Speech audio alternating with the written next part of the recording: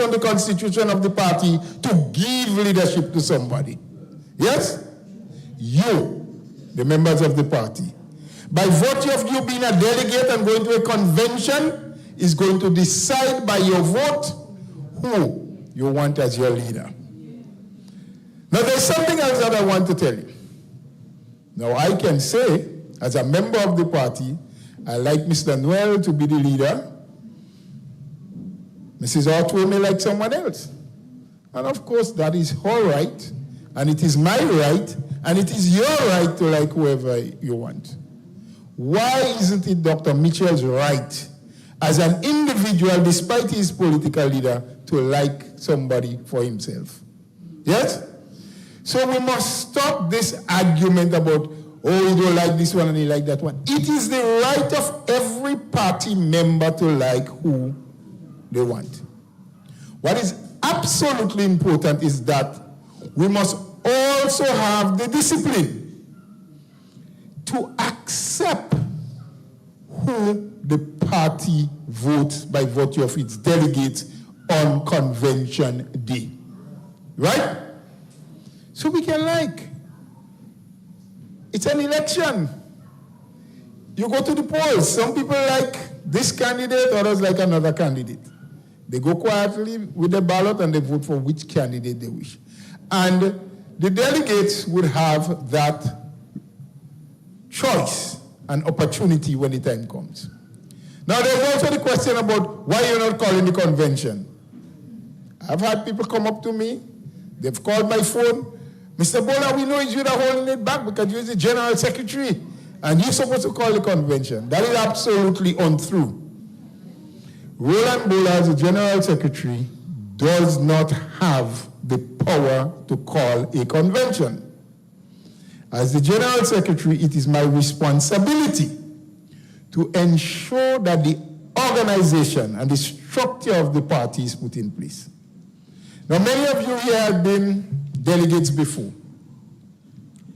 The party constitution says every polling division should have a polling division group. There are many of you who have been part of, or maybe still a part of a group now. Now, my responsibility is to ensure that all these groups are organized and functional. After you have that, you then have your constituency branch election. I see about 3 people in here who has been branch chairman before in the South.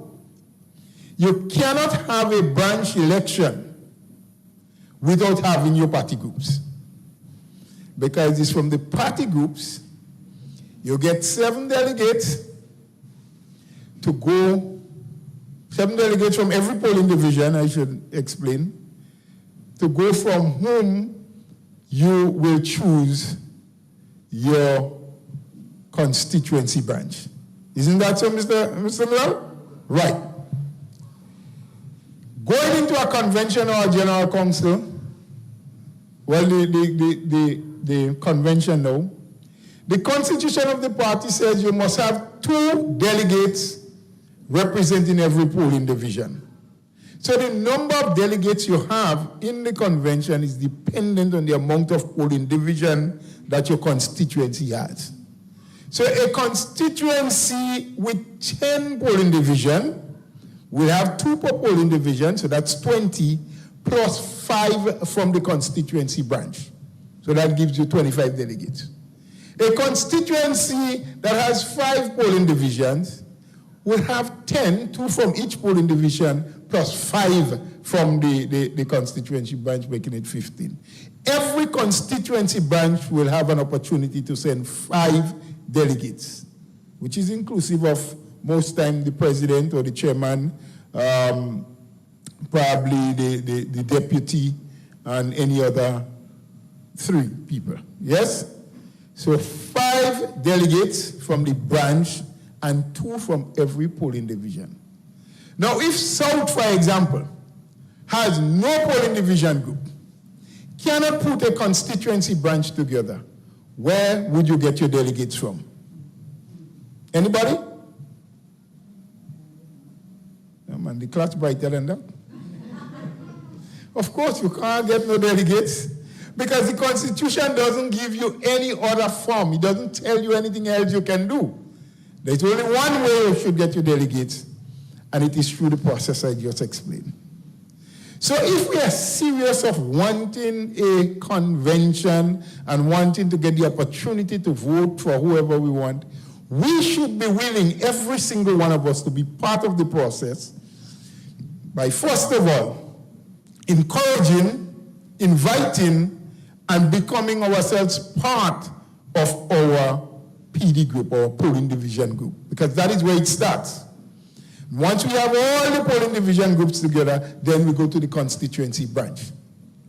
Now, I would receive the report, and then my responsibility is to say to the national executive,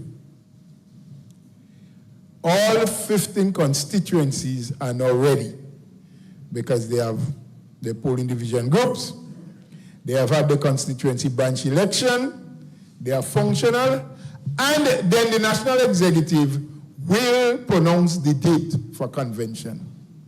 Now, if that is not in place, whether you are NDC, PLM, or whatever, you could write whatever you want on Facebook or any social media platform, it will not happen until we put it together. So I hope you understand the process. This is a process. It's not an event where you go with a ceremonial flag and so on, Dr. Mitchell say, well, look, I give it to you. It doesn't happen that way. So when you hear those naysayers who don't understand a thing about how the party operates, coming up with all the thing, just shut them down by telling them, hush your mouth, you don't know what's happening. We will have convention, but we will have convention when things are organized in the correct way for us to do it. Yes? Because if we don't do that, we will be doing something illegal. And you don't want any illegal thing to happen, especially in a time when you're looking at transition. You're moving from one to the next. Okay? We understand that part? Good. There's also something else happening. Now we have Sister Otway right there. Always bubbly and smiling. Every time I look at her, I feel encouraged. Now she has been asked by the party's executive. We do not have a representative for the south of the island. Sister Otway, would you be willing to lead the political work for us in the meantime? Now listen to my words carefully, because I don't want to be, and according to them bright fellas, I don't want to be misconstrued. Misunderstood, yeah? We have asked her, would you be willing to lead the political work in the meantime? We didn't ask her to be a caretaker. We didn't ask her to be a candidate, but to lead the work. And being a good-hearted soldier and an NNP to the bone, she immediately said, yes, I'll do what I can. So she's here to help organize, to remind you that we still need to put the groups together. You know, any little one in a wrong, she would report, she would say, this is what we need, or I heard of this, I heard of somebody who is not well, so we know what to do. She is not your candidate. So when you hear people saying the wrong things, please correct them.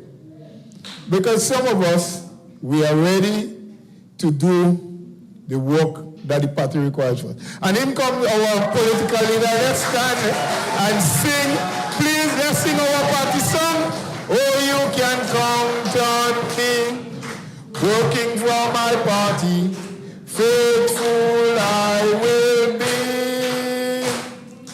I will fight with all my might, working for the NNP. One more time. Oh, you can count on me, working for my party. Faithful I will be. I will fight with all my might, working for the NNP. Thank you all very much. We welcome political leader to the south. Now, let me just continue with a few more remarks, because after our political leader speaks to you, you will have an opportunity for questions, comments, or suggestions. Yes? I will give you a little more detail on how we do that in a while. Now, as I was saying, to keep the process moving forward, not only for the benefit of a party's convention, but also to ensure that our party remains alive, structurally and politically ready. Because I hear it all the time from our own supporters. The way things go with them, they won't last, I give them 6 months, in the next 3 months. But are you ready? Are you ready if something should happen and we have to go to the polls suddenly? We sure we are? So then let me see the hands of those who recently checked the voters list, make sure that the name was there, that the neighbor's name was there, that the children's name was there. So if the election is 30 days from now, they could vote. You check the list? That's good. Let me see the hands of those who checked the list to make sure that people who don't live in the South, that their name was not on that list. Yeah? And we're ready. So there could be padding up voters on the list. Yeah? 100 of them who don't live in the South to vote against whoever our candidate may be when that time comes, to make sure that their party win, and we don't know, but we're ready. Yeah? Let me see the hands of those over the last 3 weeks that either encouraged, went and get a birth certificate, or brought a young person who just turned 18 to the registration office to get registered. Right, so I see one hand going up twice because she put up both of them. That means you bring 2. Yeah. The point, you ought to bring your son? Yeah, well, you should bring him the day of his birthday. You don't have to wait. Yeah.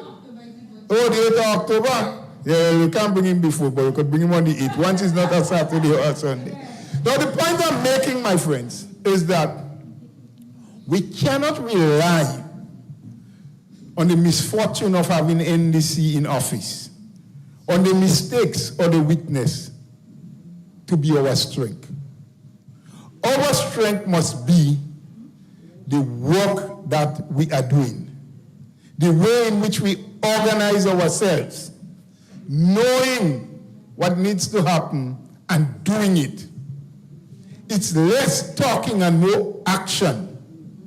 We always spring and we jump into action when we hear election is around the corner.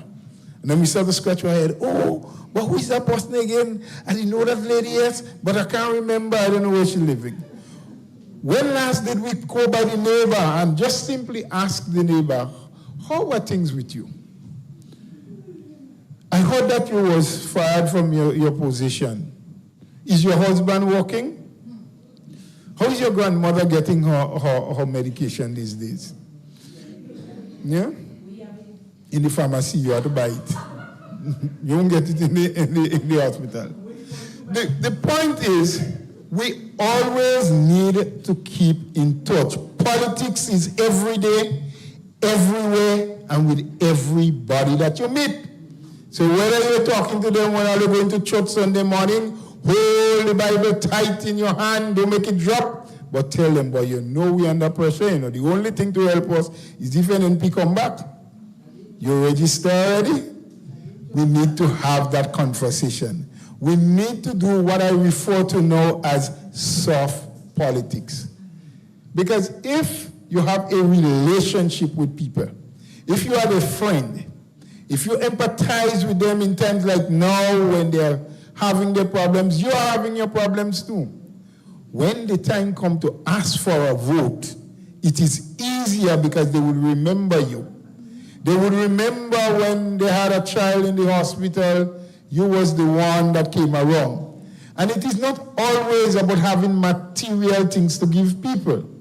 If you can, you should help, because they are always less fortunate people. But sometimes just your presence, just an encouraging word, just telling them that this suffering will not last forever, And that as NNP, we are prepared to move them. Remind them of the things we did. When NDC was in office from 2008 to 2013, how tough it was. And it's worse this time around. But NNP came to the rescue. Yes? Because sometimes we take things for granted. Many of us here thought last election, we could have never lost that election. NNP did too much. But you know what? With a few little lies. Yes? We will make everybody prominent.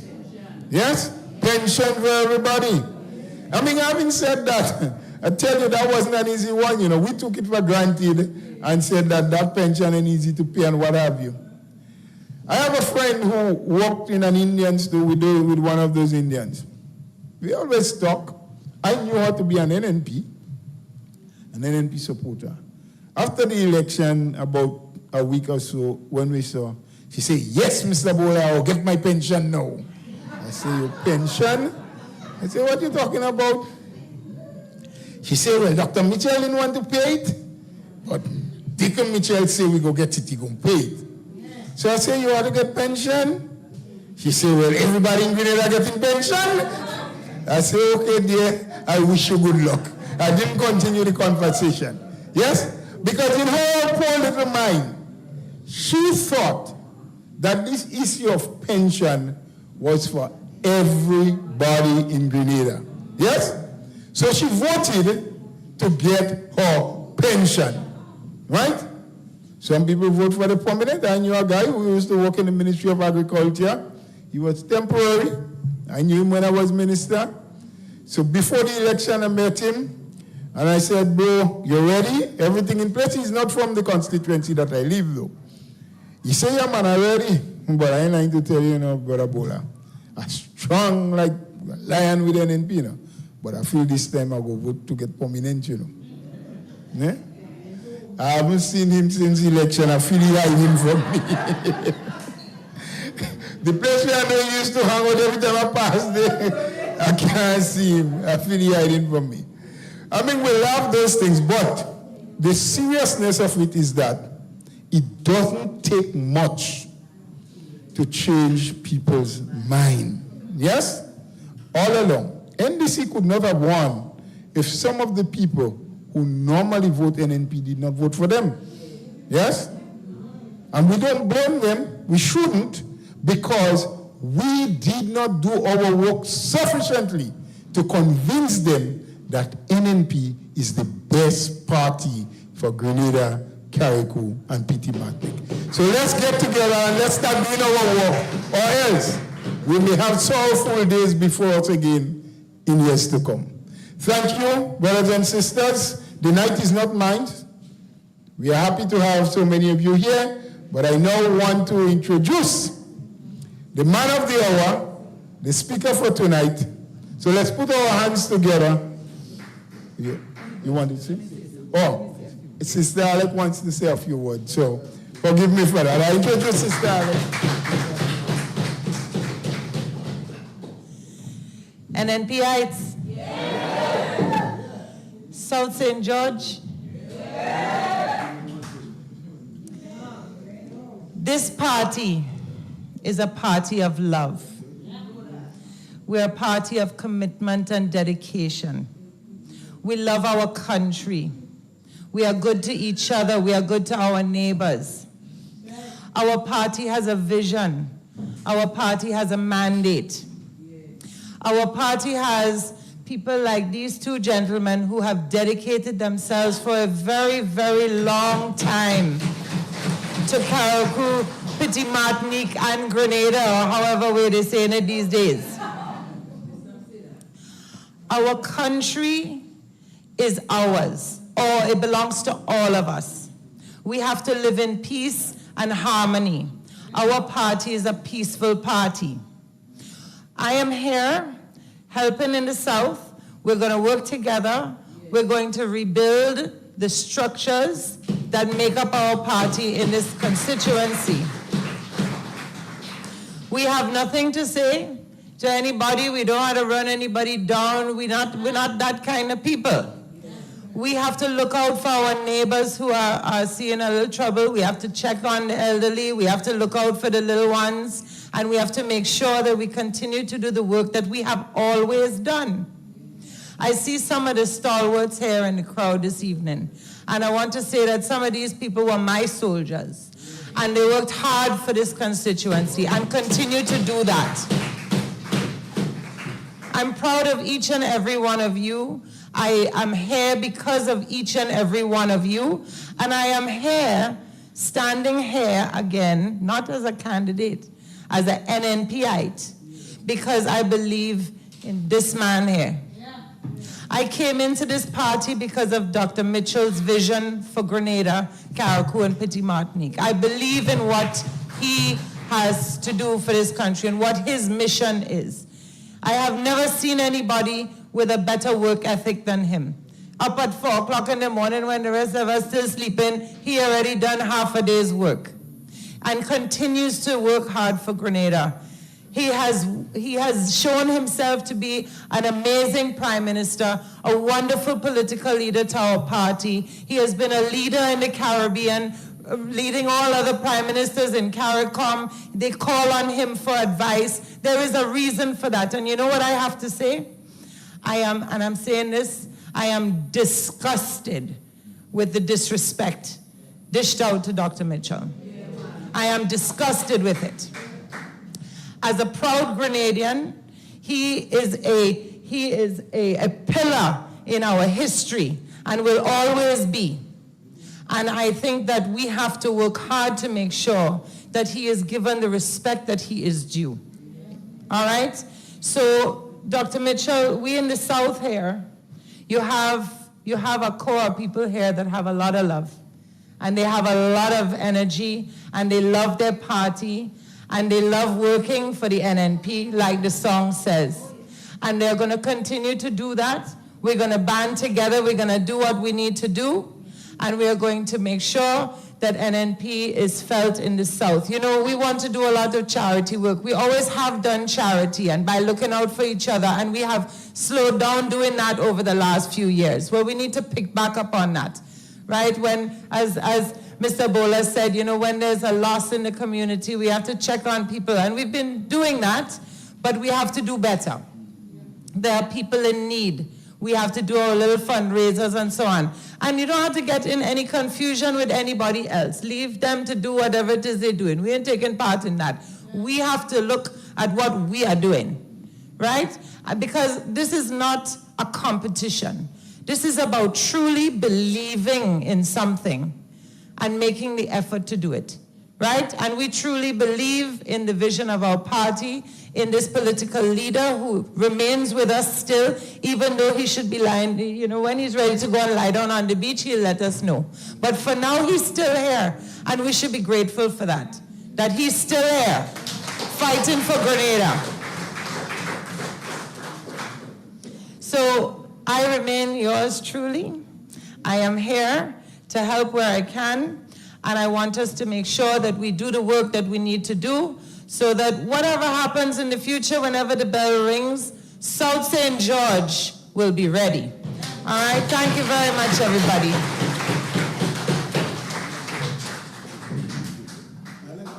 And it gives me great honor to introduce the political leader for the new National Party, our dear Dr. Keith Mitchell.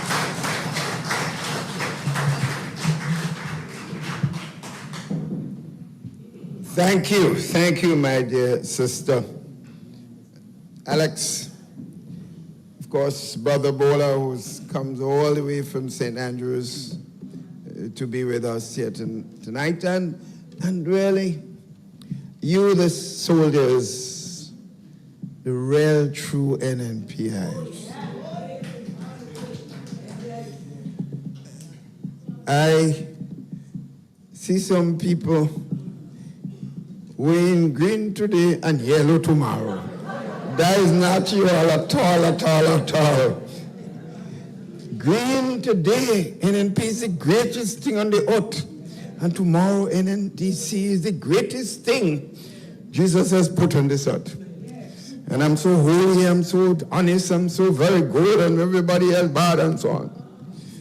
But you are the real soldiers, the true disciples. The true disciples. I want first to thank Mr. Alex for being here with us. Let me say this. In life, it's like a family. If you believe in something, it's not about just what you get from it. Yes, it's okay to get. But if something is right and good for the family,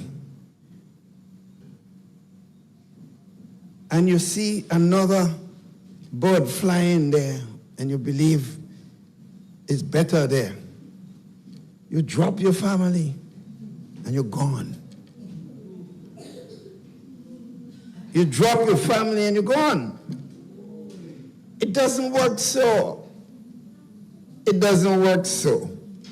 Sisters and brothers, Sister Alex mentioned that she saw disrespect for me. Let me say to you, no one can disrespect me. They're disrespecting their damn self, sisters and brothers.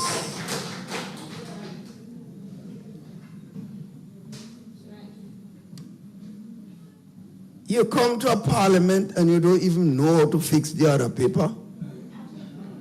You're fighting for about almost half an hour. Just an other paper, you know. I sit there and I say, Lord, what am I doing here? That song like Manje Popot. Honestly, I sat there and I said, NNP, we have to rescue this country. Sisters and brothers, we have to rescue this country. And it's not about who running and who don't running. Who will be prime minister, who will be minister. It's about all of us working to take back Grenada, Carriacou, and Petit Martinique for our children and our grandchildren, sister. Not just for your family, your husband, your wife, your children. It's for the whole country. Because you know something they taught us in life, sisters and brothers, our parents and so on taught us. If in life, you and your family alone doing well, you better look out, you know. Them rest ain't doing well coming at all, you know. And it would be nice. So they need this statement in the Bible that says, love your neighbor as yourself. Some of us talk Bible, we talk Christianity, but we don't mean it, you know. Me first, me second, me third, me last. It doesn't work so. Sisters and brothers, this country is in a serious state. This country is in a serious state. I have been in Parliament now 40 years, coming almost 40 years. Next year will be 40. I've never seen it, your Parliament, in such bad shape. I sit there and I say, well, I say, Uncle Gary and them might be turning in the grave, you know. And wonder, is this Grenada? Is this the Parliament of the country? They can't even fix an order paper. I asked a question in Parliament and a man stand up and tell me, boldface, you shouldn't ask me, ask the Public Service Commission. What shut up? No, serious, colleagues. I don't think you all understand this serious. You notice I was giving some advice, but I was laughing a lot of times. Because I have to laugh. If you don't laugh, you won't cry.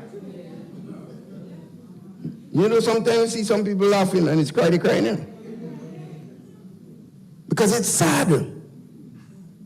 It is sad.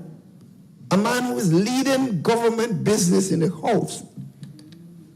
You ask him about the appointment of the Labor Commissioner, and he said, you shouldn't ask me. I don't appoint the commissioner, is the Public Service Commission. That means There is no minister. There is nobody. The man does not even know what is the role of a minister. That's how bad the thing is, you know. No, this is, guys, colleagues, drink this thing carefully. This is a serious sign. When somebody could stand up in parliament and say, I am not answering your question because you should know the answer. And you should ask the Public Service Commission, don't ask me. The arrogance, the ignorance. So what am I going to do? Cry? Bawl? I have to laugh. But it's frightening. Sisters and brothers, I'm very glad that you're here tonight. I want to talk to you about how we rescue the ship. Because I'm going to talk to you about some of the seriousness of the issues. But the question, how are we going forward? We couldn't talk, we could criticize, and by that by itself, if we don't know what we have to do, the decay will continue. You see that what I'm talking about? The decay will continue. Are you aware of the seriousness of the economic situation facing this country? Nothing is happening in this country. Only talk. Only posing. Pictures. Pictures, Facebook. You vote for Facebook? Or you vote for Facebook? Or you vote for Twitter?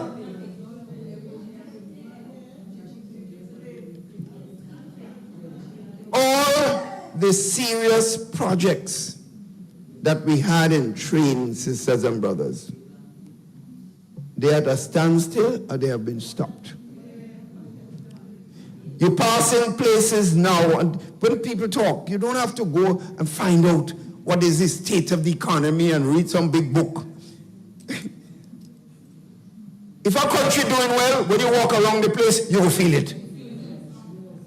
No intellectual have to come and tell you the growth rate is this and this is that. You must feel it. The growth rate means nothing if you are feeling the opposite of what they're saying. So it's about the people feeling what is happening in the country. So the economic state is a dire one. I pass places now, sisters and brothers, those of you that go around, you do a little liming. There are places in different parts of the country, and I know it is in the south too, that wherever you pass, and whatever time when NMP was in office, you see the boys and the girls there having a drink, socializing, camaraderie. My friend, right now, all them places empty. All the places that people used to circulate, I have them in my own constituency, I see it. And some of them voted for the NDC. And sometimes when I pass now, they say, Doc, I say, how thing? They say, Doc, thing bad, you know. So I say, well, boy, girl, you know, people want to change. Thing was nice, and they want change. So they get change. I can't laugh because they're suffering, and I don't like to see suffer. Because it's a serious thing, because in our little country, and what is the NDC does not understand, when you see one man suffering, whether it's NDC or NMP person, don't think about just that man, you know. A lot of family members depend on this one man or one woman. So that's why you can't laugh at the suffering of anybody, because you are laughing at a lot of people. In effect. So the firing and the sending home of all these people, sending them home callously, without conscience. Without conscience, and you're traveling around the world like if you're a jet plane that voted for you. When we used to travel, I would travel with one person, two persons, maximum. Sometimes 10, 11, and in London today, They're in Dubai tomorrow. They're in Tokyo the next day. They're back in London the next day. One traveling, and they behave like little children. You know, when a child get a toy Christmas time, and jumping up, he happy. You know, never see come see. Right? One put out a little thing on Facebook. He say, "Look at me. I'm in Cuba today, and you know something? I ain't going in New York now." He enjoying himself. And why he's saying that the people that voted for him catching the men in the constituency. But that's not his business, it's the ride. This is a serious thing to ponder, to think about. So the situation in the country is serious. So overnight, you just close down the marketing board. It's not just the marketing board. It's about the service to the farmers. What do you expect them to do now with their goods? It's about the workers at the marketing board. Scores of them now have to be home, and they're telling them they know when they're going to be them the gratuity. And while they're raising their salary overnight, you walk into government, and the first thing you do is raise your salary by $2,000. My friends, listen. Listen to this. Have you ever seen a man get employment? You employ a man, he just started to work, and before he started to work, you raise his pay by $2,000. You don't want a job like that? I want one like that too. You don't have to do nothing. And while you're doing that, you're already getting almost $7,000. You raise it now by 2 more. 9, and they're complaining that's not enough. They want to raise it by another 4. And while you're doing that, a poor man, a poor woman, getting a little $450 a month, you take out $150 from them. Now, can these people sleep in the night? Sisters and brothers, ponder this.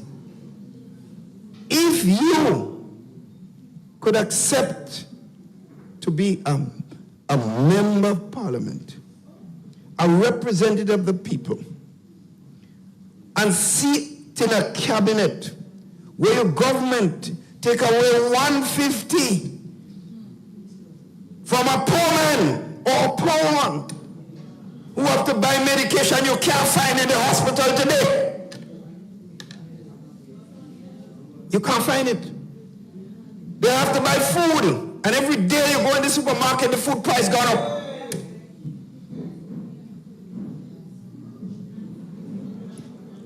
If you could sit down in that cabinet, friends, and do that, and come around playing you love people and smiling in your face,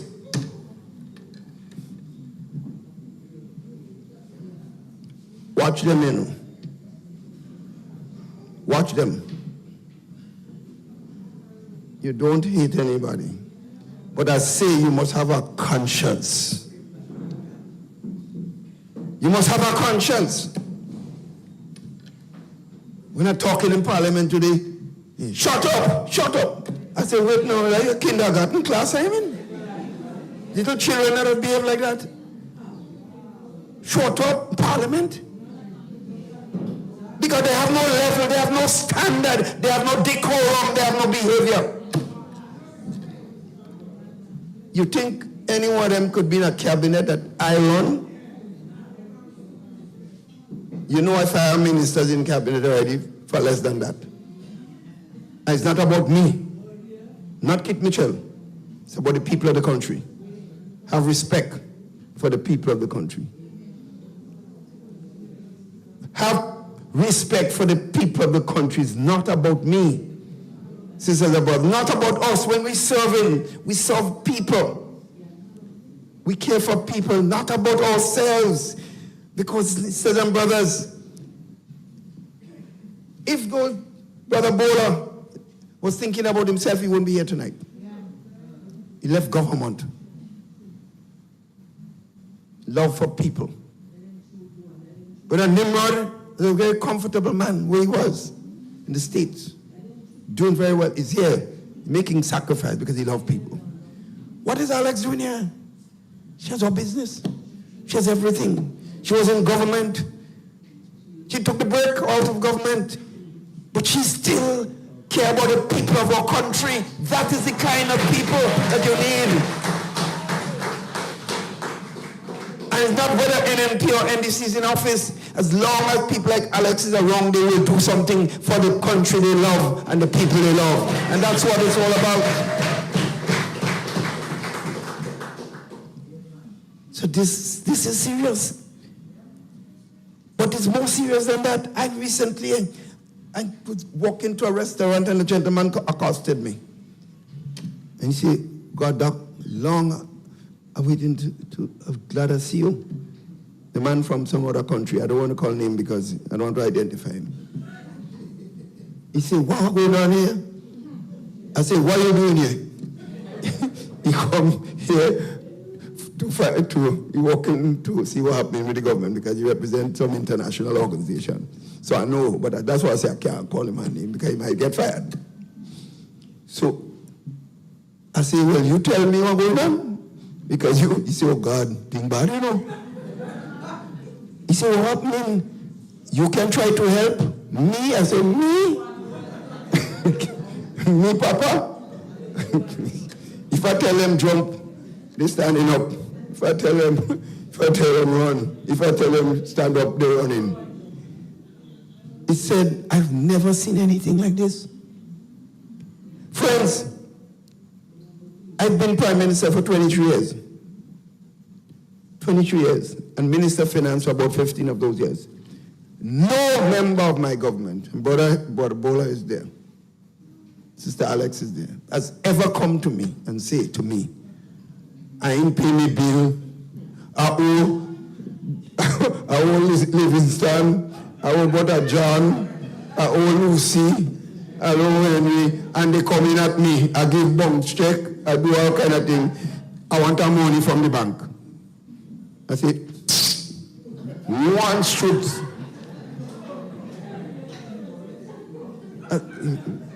I say, me you talking to? So wait, no. Me, I'm the bank. Go in Republic Bank. Go in Cooperative.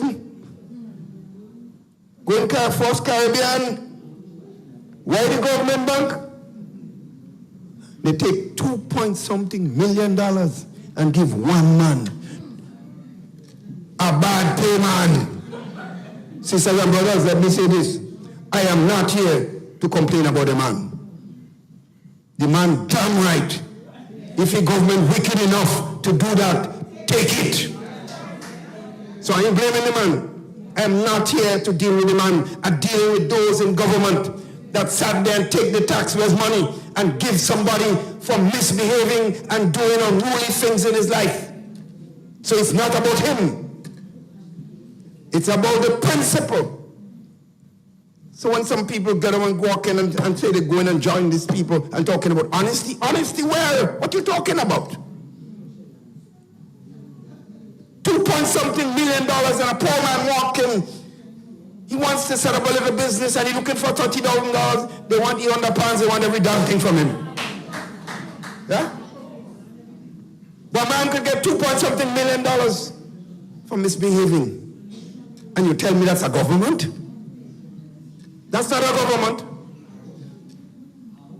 Sisters and brothers, worse than that, you know.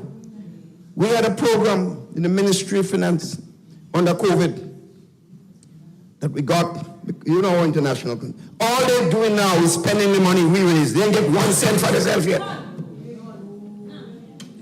Not 1 cent that they got yet. We got this money, millions of dollars during COVID time because of the way we manage the country. And the money comes from European institutions 1% interest. Because you don't get loan like that. 3 years grace, in other words, 3 years you don't have to pay.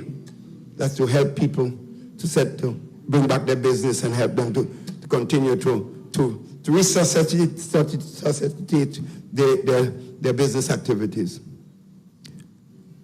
Do you know the same person that got 2.7 million?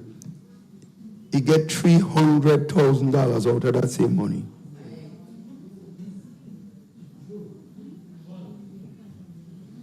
I was asked that question a few meetings ago in Grenville. I say, I will not answer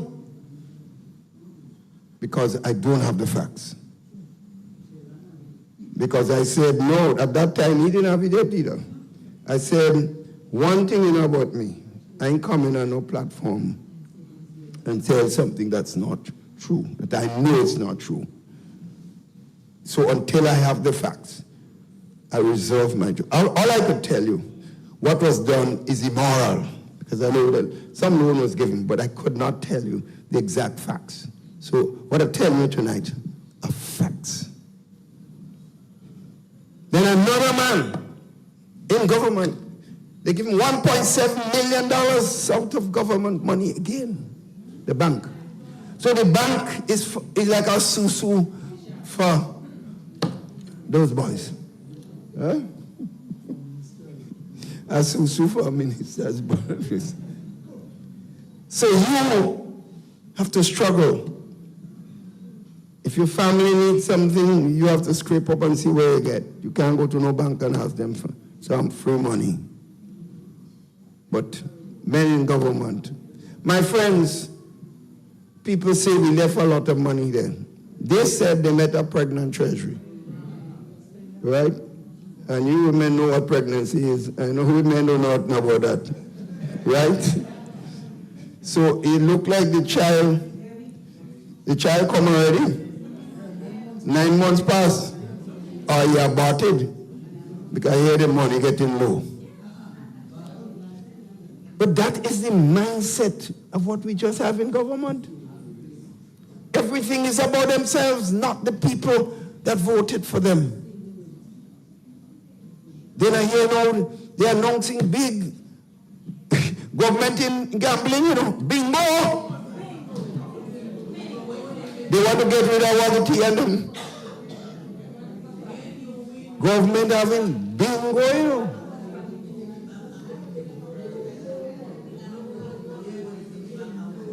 Friends, the signs we see don't look good. It does not look good. We're facing a serious crisis, friends. And I want to tell you this, the monies that were given from the CDB, from the Grenada Development Bank, it's causing major problems outside. Because the institution that gave the money, they have conditions for this. And you don't hear the last of that. You and us and the people of Grenada will pay a price. Because they broke rules, sisters and brothers. So monies that we left for them, just before we left government, we negotiated over $50 million from the St. George University because of the change of ownership. They get that. Outside of the fat treasury, the pregnant treasury they get, they're talking additional money. Just before we left,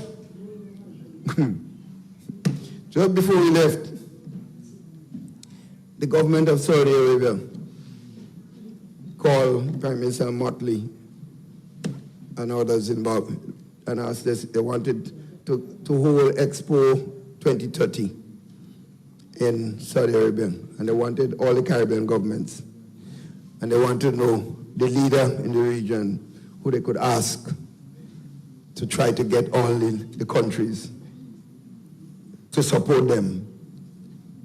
So my colleagues told them that I'm the person. So I had to get every Caribbean government to agree. So I worked hard on that.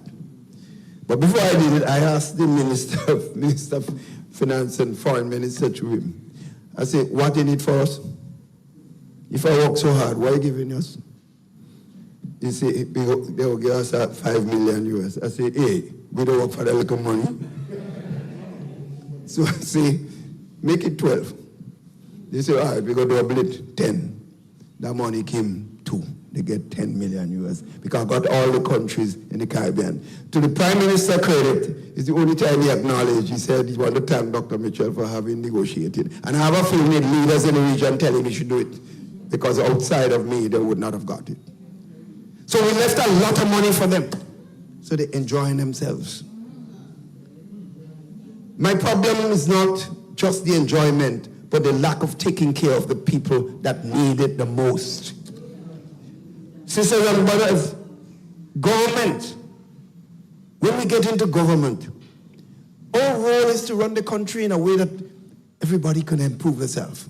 The businessman who has his ideas and his resources, he don't need government-specific help. What he needs is government policy to be good and accommodative to investment. And he uses that to continue to produce for himself and his family, and by implication, his country. The person who's a middle-class person, who has his ideas and he has his knowledge, he uses the atmosphere created by government to create more opportunities for himself. You know who need government the most? The poor man, the vulnerable. They're the ones that have to be the government focus. Because they're the ones that need the government the most. In other words, everybody needs government, but the need of the government, of the people with resources and ideas, and the people with initiatives and so on, that need is different from the poor man.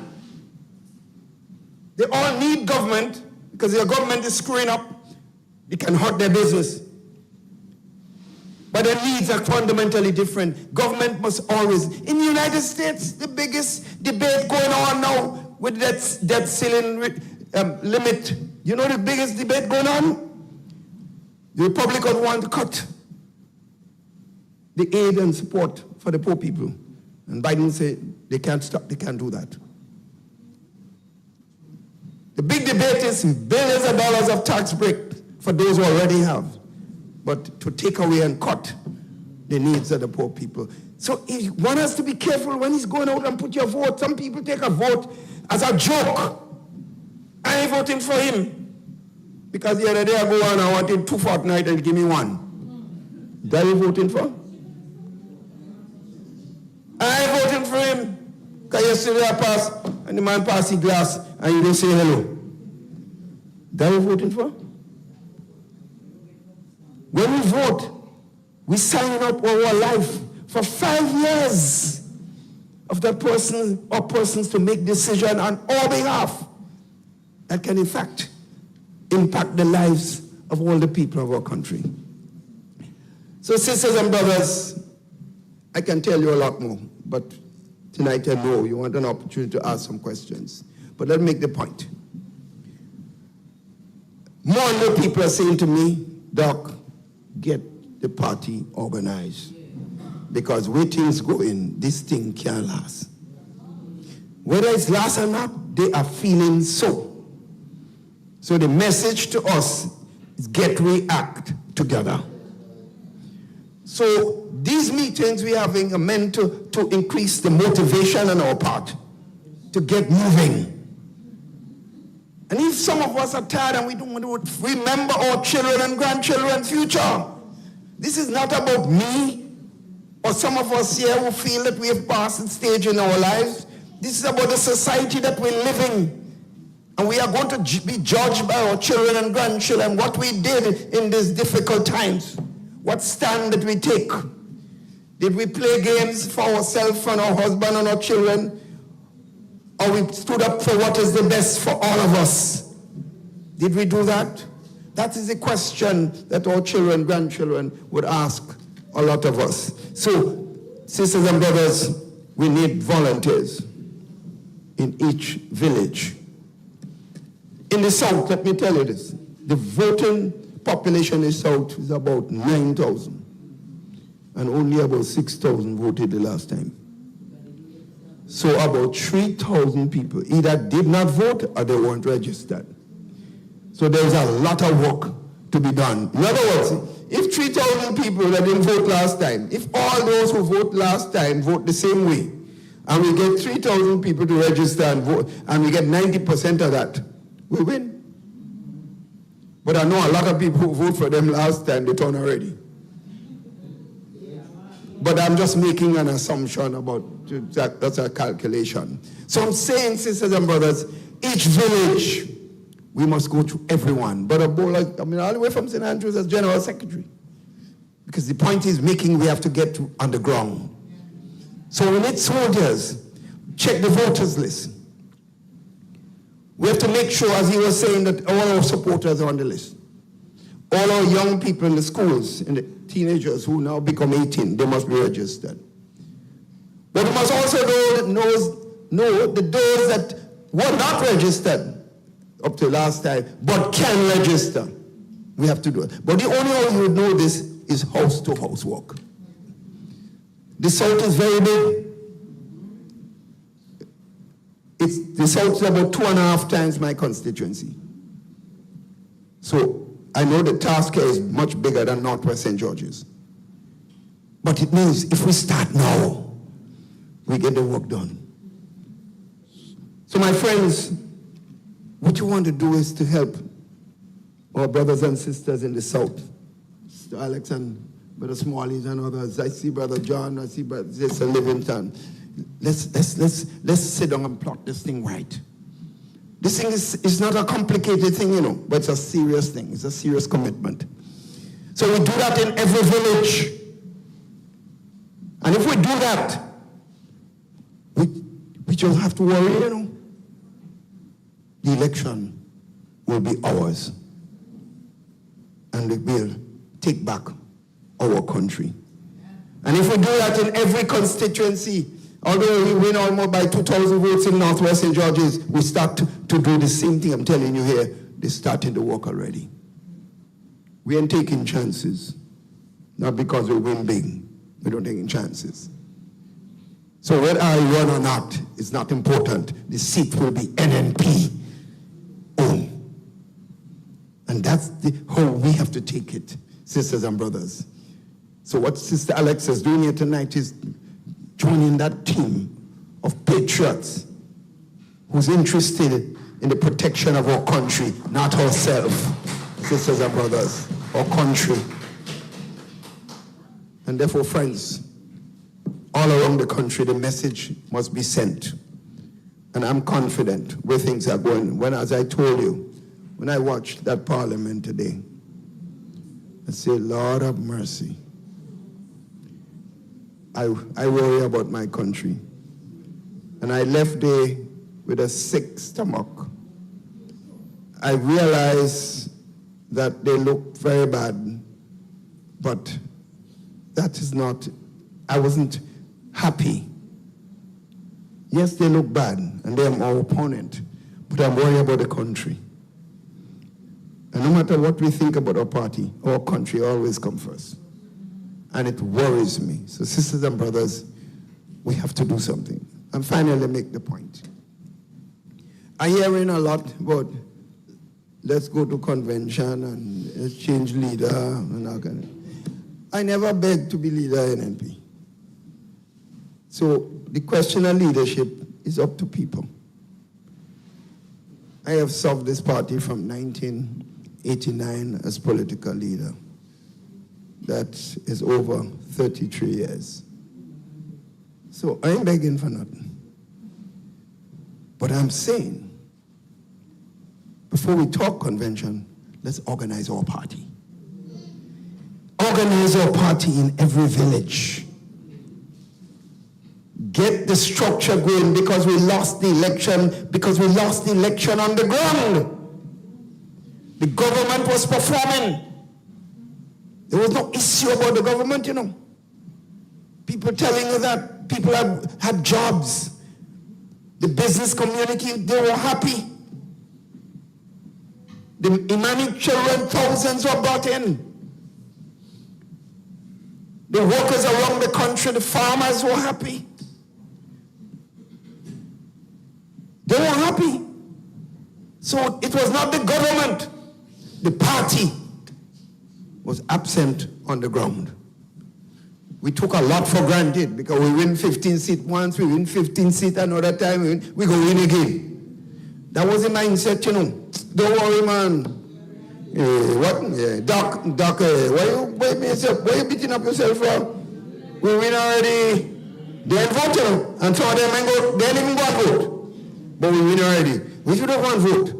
And everybody say we win already. We must lose. So you see, our life must not be taken for granted. So by not voting, we end up with some people in government that don't have a clue about what they're doing. We went in St. Manjulu last week, Tuesday. We had an excellent meeting. Great turnout.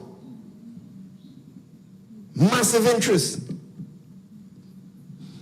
When they see the turnout, next day we get a call. We go into the Boca school. They say we can't use this school. They get frightened.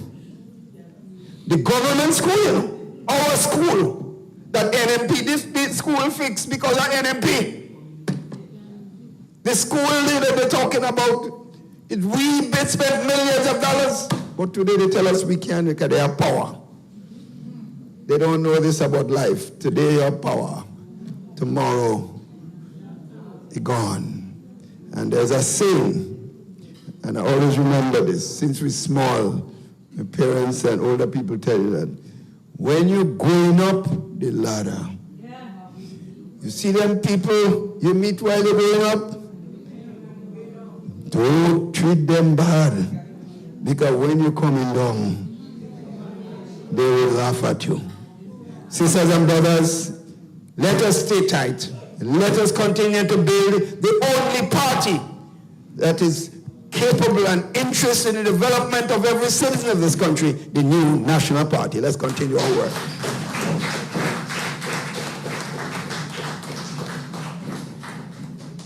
So that was our political leader, Dr. Mitchell. We thank you very much for that.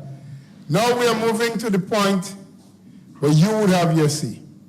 Questions, concerns, comments.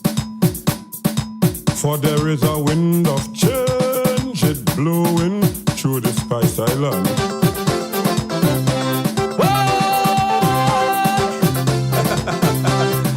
Listen to the people, Mr. PM. Don't play with the Canadian people, cause the wind is turning around. At all. Like all you did, only plan how to win. And after that, all you can do are thing. At all, poor people balling, they can't eat a meal. So what? It's like all you deaf and can't hear that still. Still waiting for one project to take off. Like it's only Nazim how them could start. But prepare yourself and bang your belly, cause the wind turn around, heading back for we.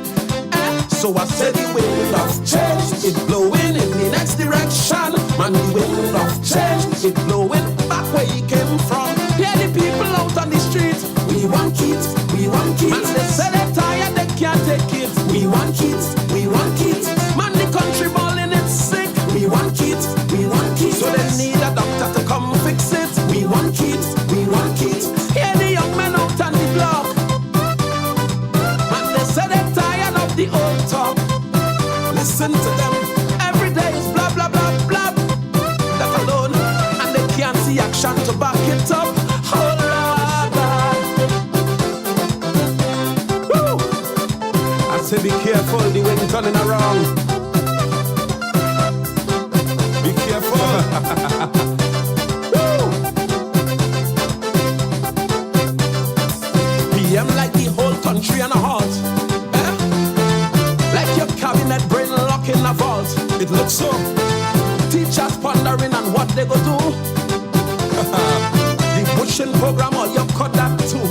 Poor people, sir. 600 million as they say you have. Why you still leaving poor people to starve? No talk about corruption anymore. Don't fool on yourself, but the people know. They know, they know. So I said the wind of change, it blowing in the next direction. Man, the wind of change, it blowing back where he came from. Hear the people out on the street. We want kids, we want kids. And they say they're tired, they can't take it.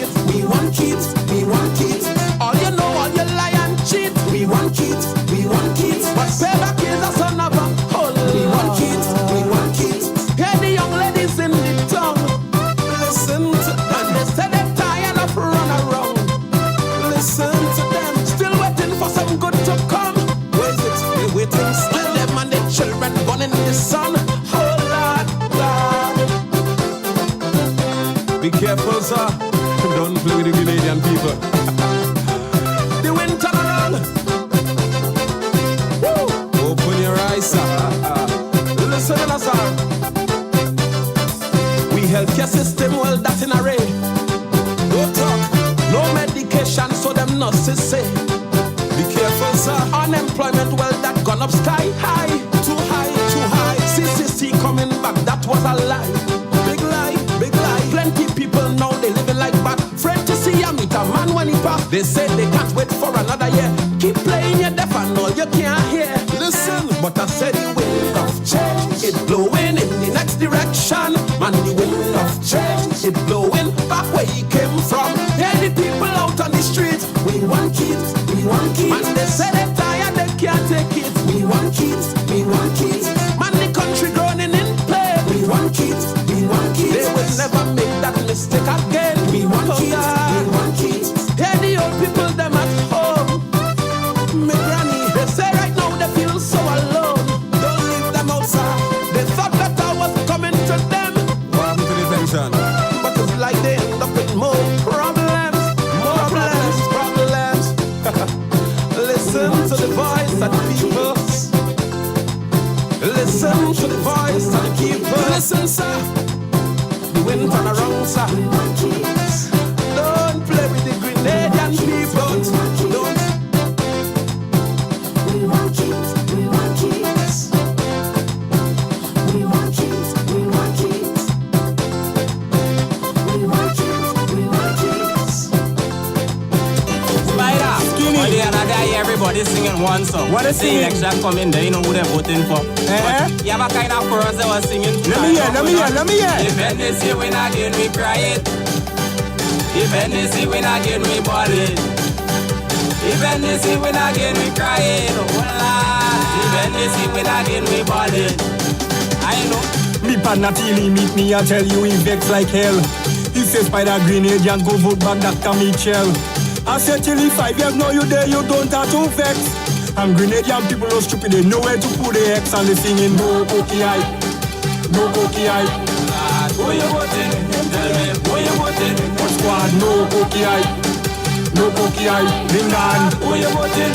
Tell me, who you voting? instead of NDC walking to build the country. Look how they fighting like dog and cat in their own party. Some NDC supporters say they can't take no more. And they make Tillman get so vexed. Till he fire Joe and they singing no cookie eye, no cookie eye. Who you voting? Tell me, who you voting? What squad, no cookie eye, no cookie eye. Lindan, Who you voting? Tell me, who you voting? If NDC win again, we cry it. If NDC win again, we ball it. If NDC win again, we cry it. Oh, Lord. If NDC win again, we ball it. I know. NDC say a wind of change was coming in the country. Some people was so sad, some was real happy. If you thought Ivan and Emily was the worst thing you see, they say NDC is the worst change to hit the country and they singing no cookie eye, no cookie eye. Who you voting? Tell me, who you voting? What squad, no cookie eye, no cookie eye. Lindan, Who you voting? Tell me, who you voting? Tilly Fred to call it the casino NMP go win. 5 years now they in power and they don't do nothing. Joe don't get ball out already, Uncle Bossing go win. Man, we fed up. Let the chorus come in. No cookie eye, no cookie eye. Who you voting? Tell me, who you voting? What squad, no cookie eye, no cookie eye. Lindan, Who you voting? Tell me, who you voting? NNP, the new national party. I'm here to promote. Yes, you got my vote. Warm to them. Yo, Mondo. Vote it, Mitchell. What? Vote it, Mitchell. What? Vote it, Mitchell. Them boy can't beat Mitchell. Vote it, Mitchell. Vote it, Mitchell. Vote it, Mitchell. Them boy can't beat Mitchell. We give them a chance before. Them mash up the place and go. We give them a chance before. Them break up the place and go. Oh, we give them a chance before. Them mash up the place and go. We give them a chance before. Them break up the place and go. We vote in bucket. We gonna repeat. Yes. We do like the last election. The whole 15 seat. More development. More empowerment. We never keep moving forward with this government. What? People telling me they find the whole country need a change. But if something working good, then why you want to change? The last time you went for change, I know all you get are us. But I never did want no change. I always wanted dollars. One to them. Vote it, Mitchell. Vote it, Mitchell. What? Vote it, Mitchell. Them boy can't beat Mitchell. Vote it, Mitchell. Mitchell. We give them a chance before they mash up the place and go. We give them a chance before they break up the place and go. Oh, we give them a chance before they mash up the place and go. We give them a chance before they break up the place and go. People telling me, what? Vote for NDC. I tell them that Dickon Mitchell is just a rookie. He young and he smart. He nice and he cool. But he have to gain experience if he want to rule. If NDC is serious and they really want to win. First of all, you know they really have to strengthen the team. True. If NDC want your vote, tell them to leave you alone. Cause the first thing they have to do is to take care of their own. Of course. Vote it Mitchell. Why? Vote it Mitchell. What? Vote it Mitchell. Them boy can beat Mitchell. Vote it Mitchell. Oh God. Vote it Mitchell. Oh, And a good night to you, Grenada, Carriacou, and Petit Martinique. Once again, it is time for Talking Points. My name, Sheldon Scott. I will be with you up until the 10 o'clock hour.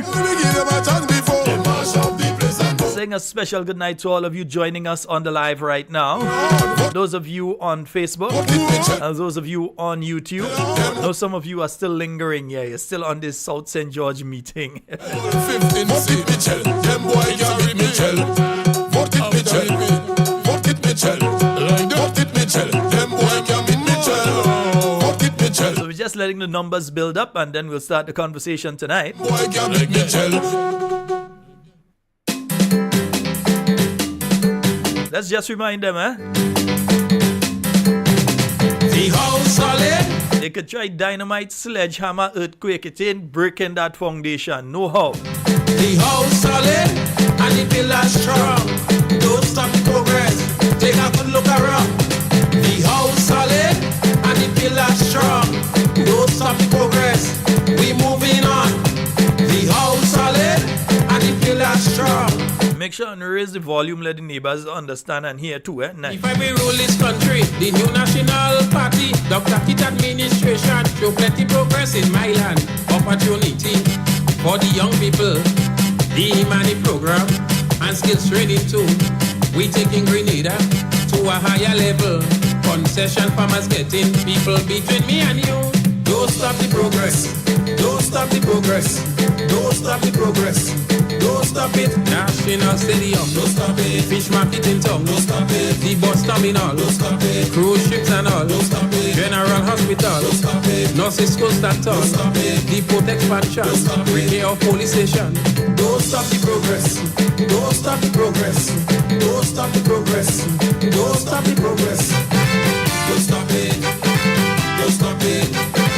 Don't stop it. Don't stop it. People, it was never easy. So much obstacles that face we. Emily, Hurricane Ivan came and destroyed our nation. Government and people working hand in hand did what we had to do to rebuild our nation.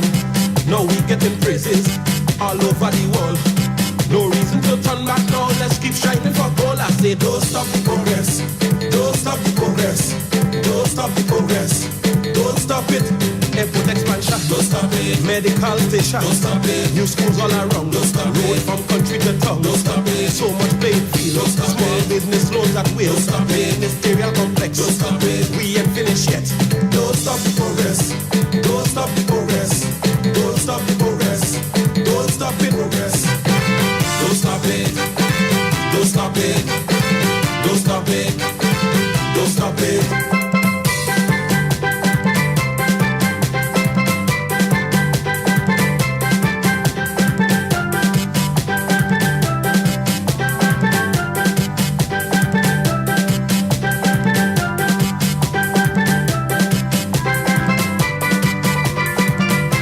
Don't stop the progress. Don't stop the progress. Don't stop the progress. Don't stop it. National Stadium. Don't stop it. Medical station. Don't stop it. The bus terminal. Don't stop Road it. From country to town. Don't stop it. General Hospital. Don't stop Small it. Business loans at will. Don't stop it. Depot expansion. Don't stop it. We ain't finished yet. Don't stop the progress. Don't stop the progress. Don't stop the progress. Don't stop the progress. Don't stop it. Don't stop it. Don't stop it. All right, just about time for roll call tonight. And let me see who's there I'm seeing. Don't stop it. Don't stop it. Don't stop it. The house solid and the pillars strong. Don't stop the progress. We moving on. The house solid and the pillars strong. Don't stop the progress. Take a good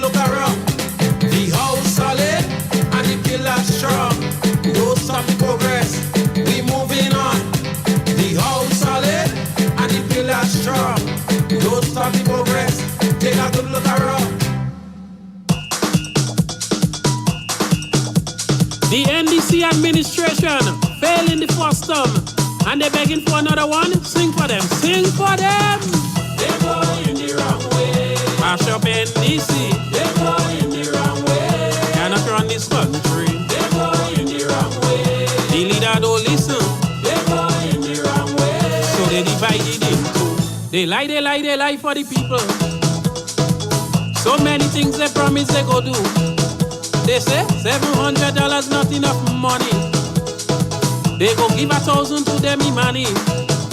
Soon as they get in power, the money program over. They go in the wrong way. Yes, so let me go. Hey, before I say anything, let me say a special good night to Zoe. I'm giving Zoe a special good night tonight. Zoe, this is your good night. Special good night, Zoe. All right, great. Carnival we had in Grenada. 4 years now and things ain't getting better. And they keep pointing finger at one another. Don't worry, you'll see JJ soon. Problems to pay price money, you know. All right, folks, and let me see who is on the YouTube. I'm seeing Menace, Miriam, Marilyn. I'm seeing, let me see, Aina is there. And Marilyn, I'm seeing you. April, Public Notice, I'm seeing you there, bro. Amanda, Dave, Chanel, Ibrahim, what's up, bro? Angie, Alan, good night, good night. Matthew Bowen, good night to you. Carl, good night. Alcy, Stephen, Gavin, Eliza, Faithlyn, Wilma, Anne, that's the other Anne, and use that in this case. Denise, good night to you. Michelle Alexander, Wilfred Antoine, Kathleen Ledlow, good night to all of you. Stephanie John, good night to you and the home circle. Let me see. Wolfgang Rockefeller, good night. Wilma Paris, good night. And seeing Phyllis and Deborah and Fitzroy, good life. Let me see. Henry Chaiton, good night to you. Kathleen Yolan, good night to you. Amanda Tati, good night. Let me see. Anne-Marie Lestra, yeah, what's up, y'all? Dale Gemma, good night to all of you that I'm seeing out there on the YouTube. I know some of you just jump in again. All right, yeah, Lydia and Jillian, good night to all of you. And let me see over on the Facebook, yeah. I'm seeing Mary, Susan, Linda, Leroy, Jeanette, Red Girl, good night to you. I'm wondering, somebody's saying they're not hearing me properly. I'm wondering why. Are others having that problem? Are you hearing me distorted or so? Because in my headphones, I'm hearing myself okay in the headphones. So if you all are having a problem in the way that you're hearing me, let me know. So let me see. Emson, let me see. Anik, Maudlin, Diamond, Shelby, Vanessa, Donna, Shawnell, Ingrid, Ruth, Kathy Pope, good night. Teresa, Yvonne, good night to you. Denise, good night. Just got another message. I'm sounding distorted. I'm wondering why. Maybe I just need to, maybe my mic. Yeah, let me see. Laurette, and I'm seeing Marcel. I'm seeing Teresa. You're not behaving, Teresa. James, Enid, Mavis, Carol, Joycelyn, Sheme. What's up?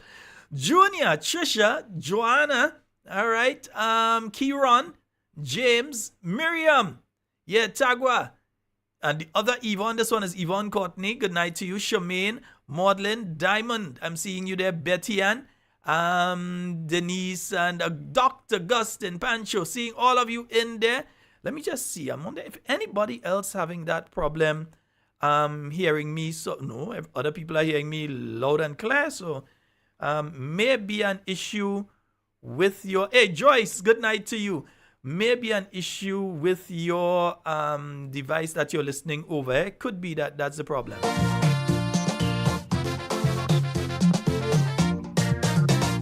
So much people complaining about the government.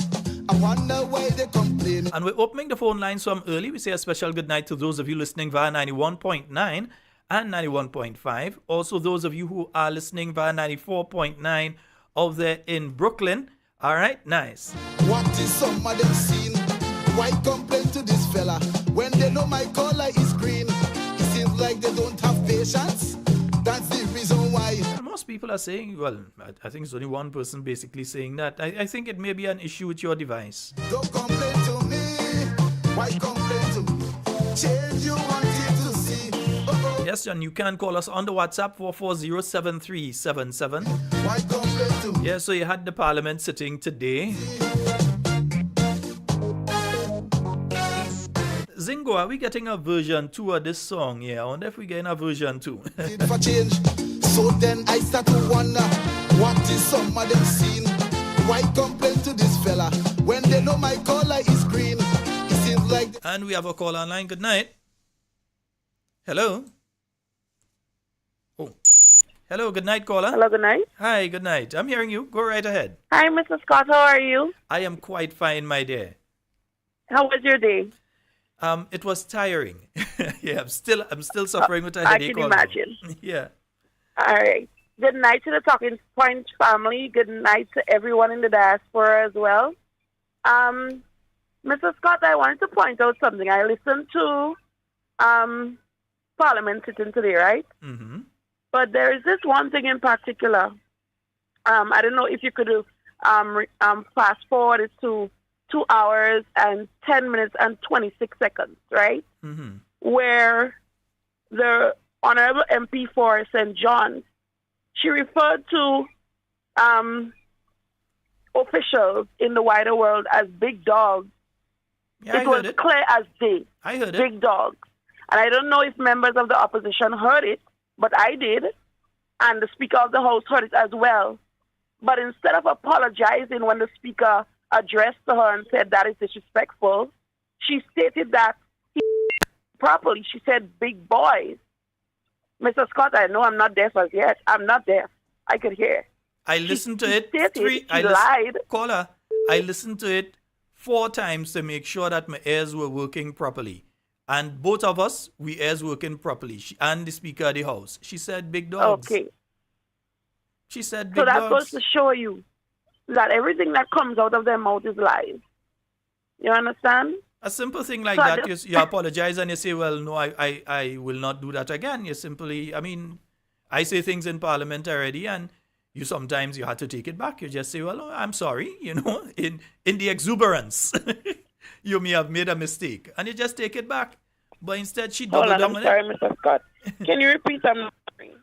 No, I'm saying that all she had to do was say she was sorry. That's all she had to do. Say she was sorry. Yeah? Yes. So I thought it was really disrespectful, and I was expecting her to apologize, but instead she just stood there and blatantly lied. Yeah, that's a bad look. It's a bad look. Believe me. Yes. All right, my Yes. dear. So I just wanted to pinpoint that tonight. No problem. Thank you so very much. Okay, take care. All right, great. Thanks. Yeah, I heard it clear as a bell. Yeah?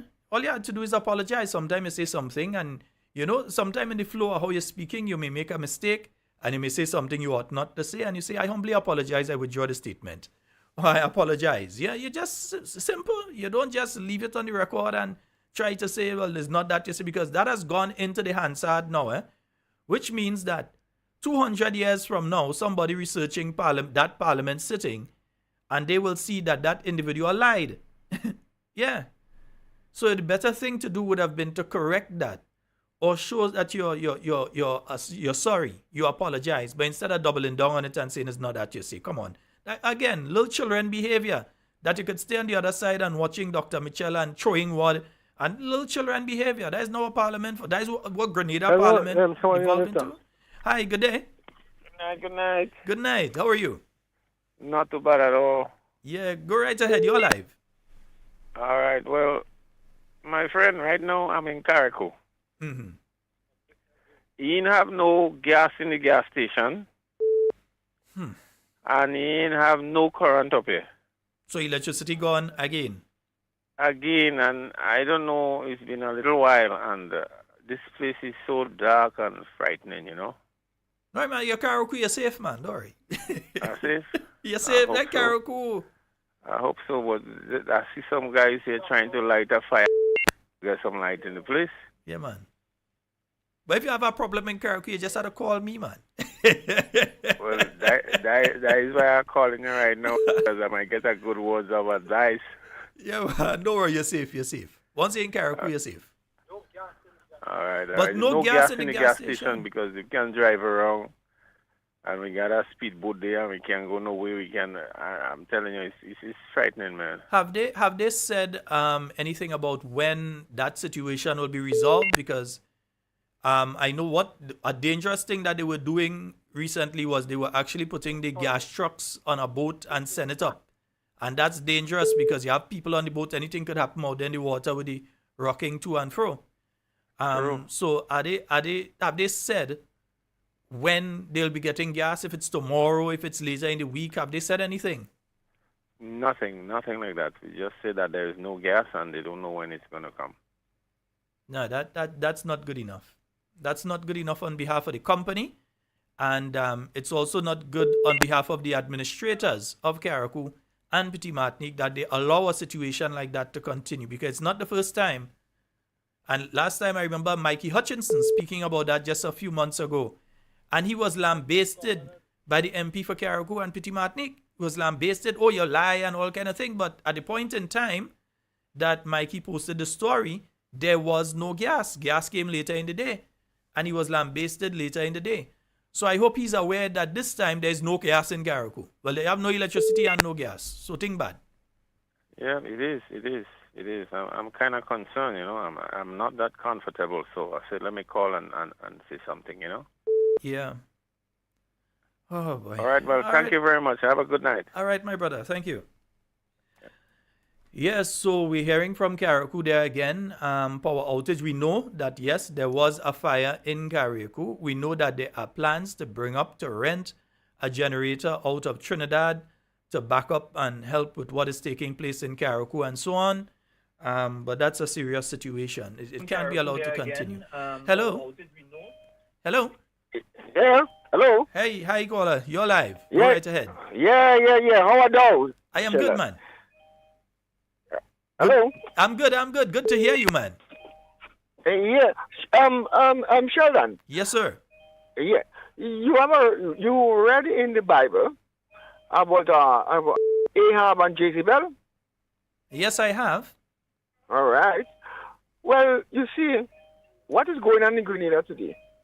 All right, with this government. I put them like that. I put them and I name them as Ahab and Jezebel. Do you understand? Because they lied to the nation. The nation trusted the lies, and now they can't deliver. So I baptize them Ahab and Jezebel. Thank you. Right, brother. Oh my goodness. 4407377, and someone was just trying to call us on the WhatsApp. So let me see. If I am, I'll call back that person on the WhatsApp in a short while. Hello, good night. Sheldon. Hi. I listened to the parliament today, and the lady from it was from Guam. She said them big dogs and them, and they're looking good. It's not looking good. Mr. Kit Mitchell say, who you feel are you talking to? So if he's parent, if he's so little baby are you talking to? And that is it then. Come on, they can't speak to people, so they're looking good. Well, and the thing is, on that side of the fence, that individual is supposed to be one of the people who have more experience than the others, because she was in the Senate before, and she was aware of how the Senate was managed, and I am pretty sure that she was given a glossary of parliamentary terms, and she was also given a document that said the type of language that you ought to employ when you're in the parliament of the country, and other bits and pieces of procedure. So at that point in time, what the individual ought to have done when the error was pointed out by the Speaker of the House of Representatives, even without prompting, the Speaker of the House flagged it, identified it, and called it out. To simply say that is not what you say, knowing full well that the Hansard is there, that there are video and audio recordings of what you hear, and plus people later hear you say it, and then you come in and not say it. That ain't a good look. That is not a good look. Scott, and the Kid Mitchell talk about she said she had 3 points to make: the road in Monument, the bridge, and something else. St. George's by the stadium there. He talk about that when he start talking about that. He say the Prime Minister talk about this. Prime Minister give the details. Like he don't. I feel he has time to give the details. So I don't know how I want from Guavi. She say anybody interested to come over is free to come over. No, listen, all of that is just brango. Yeah, expect them kind of talk and them. We don't even have to waste time on that. That is just brango. They will say them kind of thing. We expect them to go there and say we don't want nobody more, we don't want nobody again, and them kind of thing. They will say that. That is brango. You expect them talk and them to come there. But to the part about saying you didn't say that is not a good look at all. Again, it's not a good look. St. David area needs some good people to come out for that. Enter Kimisha meeting in St. David, Pemota area. I might get together time to come out. Are coming out. All right. Yeah. So I hope you're mobilizing. I have green from the rest of my life. I was there with that green. All right, brother. So you enjoy the rest of the night. All right, nice thank you. All right. 440-7377. That's 440-7377. That's the number for you to call and get on to the inside. Folks, remember, we're heading to Hope Beach on Sunday. You hear me? We're heading to Hope Beach on Sunday. All right? So it's going to be starting from 10 a.m. So for those of you that want to come out and spend the entire day, you could come on out and chill from that time. Or you can come on out a little later because it's starting from 10 a.m. but it goes until you say when. All right? Let me say a special good night to Norsa out there in Brooklyn. A special good night to you. And our friends in Virginia. You find I ain't forgetting them at all. No. And Patricia and Matthew out there in Canada, saying a special good night to you both as well. We have a call online. Good night. Hello? Hello? Hello? Hello, good night. Hey, Kiame. Good night, Alan Scott. Wago? They are just coming me. All right. I thank God I reached you. And good night to the Grenadian people who want to abroad. Patricia, good night. Patricia Carroll, good night. And Matthew, good night. Mr. Watt, good night. Sheldon, there is a little girl that called this afternoon and said hi to me. But I forgot her name. She's from Moncton. A child, she's around 7 to 8 years. Yeah. 8, 9. I don't know. She always listens to Talking Point. But I forgot that little child name. So if you're listening, darling, good night. I just forgot your name. So I want to say good night to you. She and she mom and she dad passed. And she's telling me she'll listen to Talking Point. She around 8 years and 9. So I want to say good night to you, sweetheart. I just forgot your name. I should allow you put your name in the phone so I remember. Yes. And Mr. Scott, I give you a lady the $50 there. I had it with me there. Okay. A lady, I don't know her, but I call her and I said she had children, and she said yes. I said her kids going to school, and I give her the $50. All right. So the children could get money for bus. Right. I said I not make money for bus. And somebody leave $20 for the young man. All right. $20 for them. So they must pass and pick it up. I want to be honest with everybody. Of course. We have to let people know what we're doing. We have to let people know what we're doing. Nice. And if I sit here tonight and say I like what go on, I don't like it. People must not be like that. Somebody take you from when you was there struggling and they bring you, look where you used to be, and you turn back on that. That is not nice. I'm scared. I'm afraid now that is somebody to ask anybody for a dollar because you don't know what they're going to do, what they're going to say. It's not nice. Dr. Claudius Mitchell, did too much for us in this country. He's not a public man, he makes mistakes. But the way some of us in Grenada treating that man is not nice. They must remember their family, their children, and the thing they're saying. That is not nice in the hearing of people's ears. That man hurt so much of us in this country.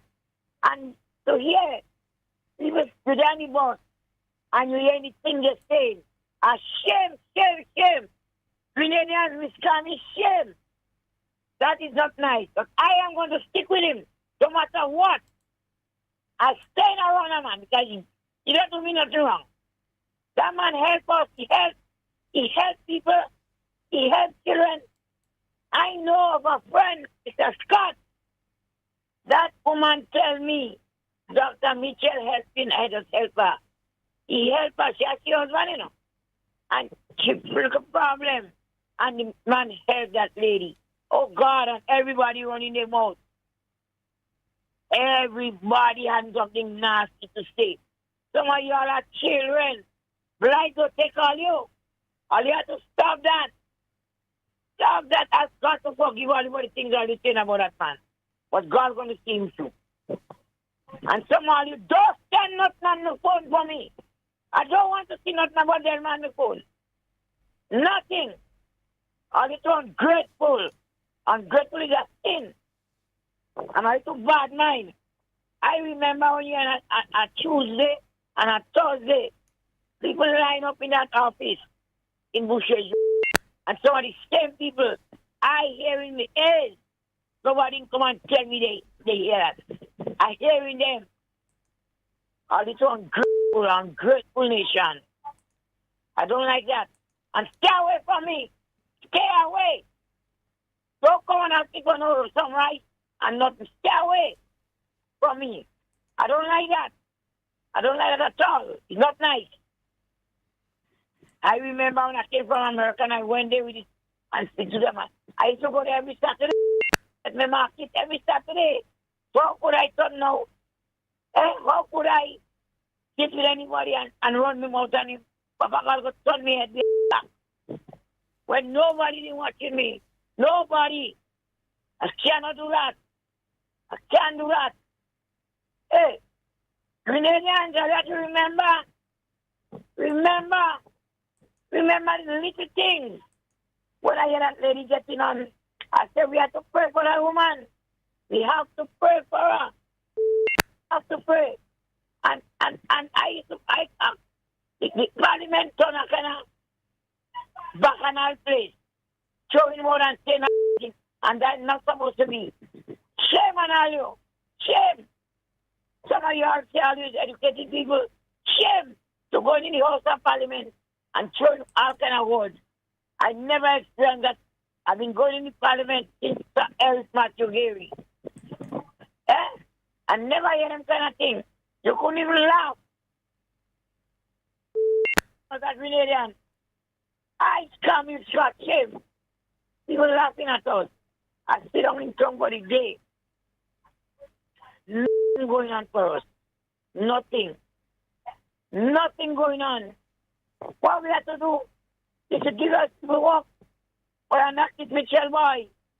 I to testify. When Shaw work at work, they come, they buy. Nothing happening.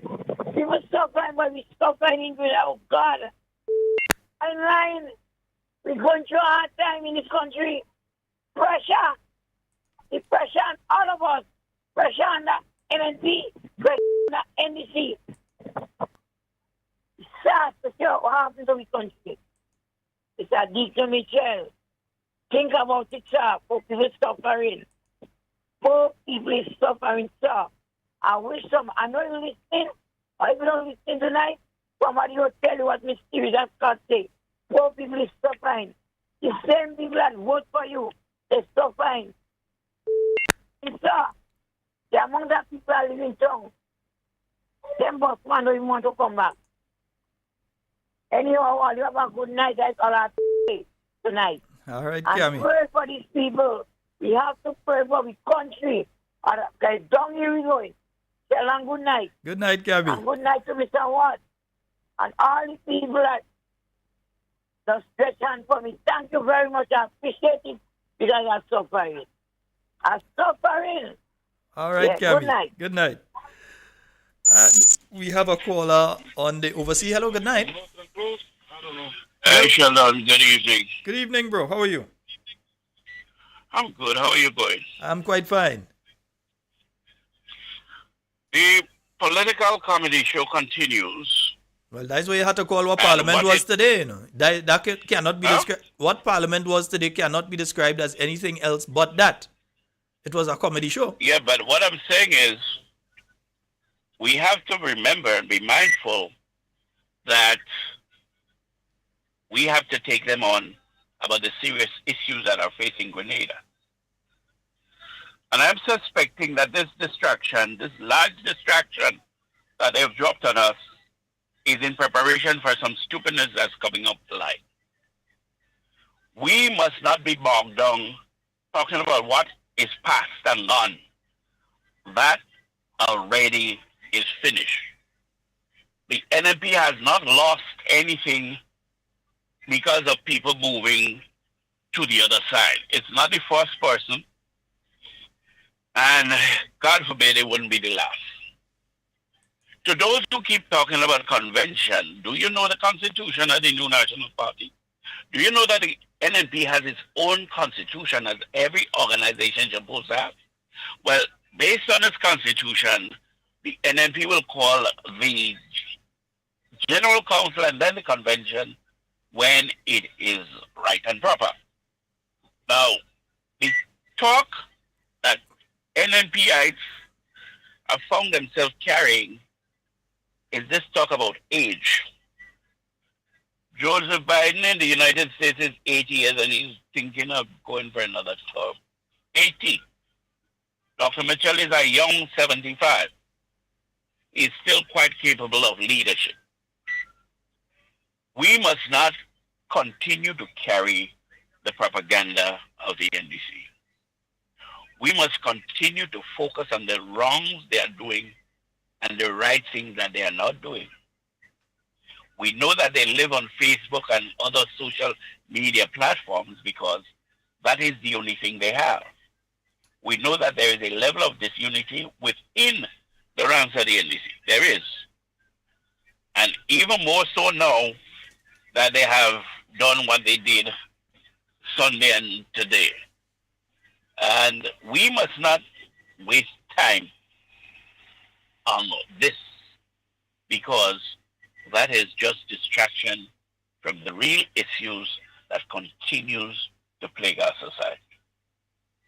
And I hope that people who are supportive of the New National Party will see it in that light and would forget about this nonsense.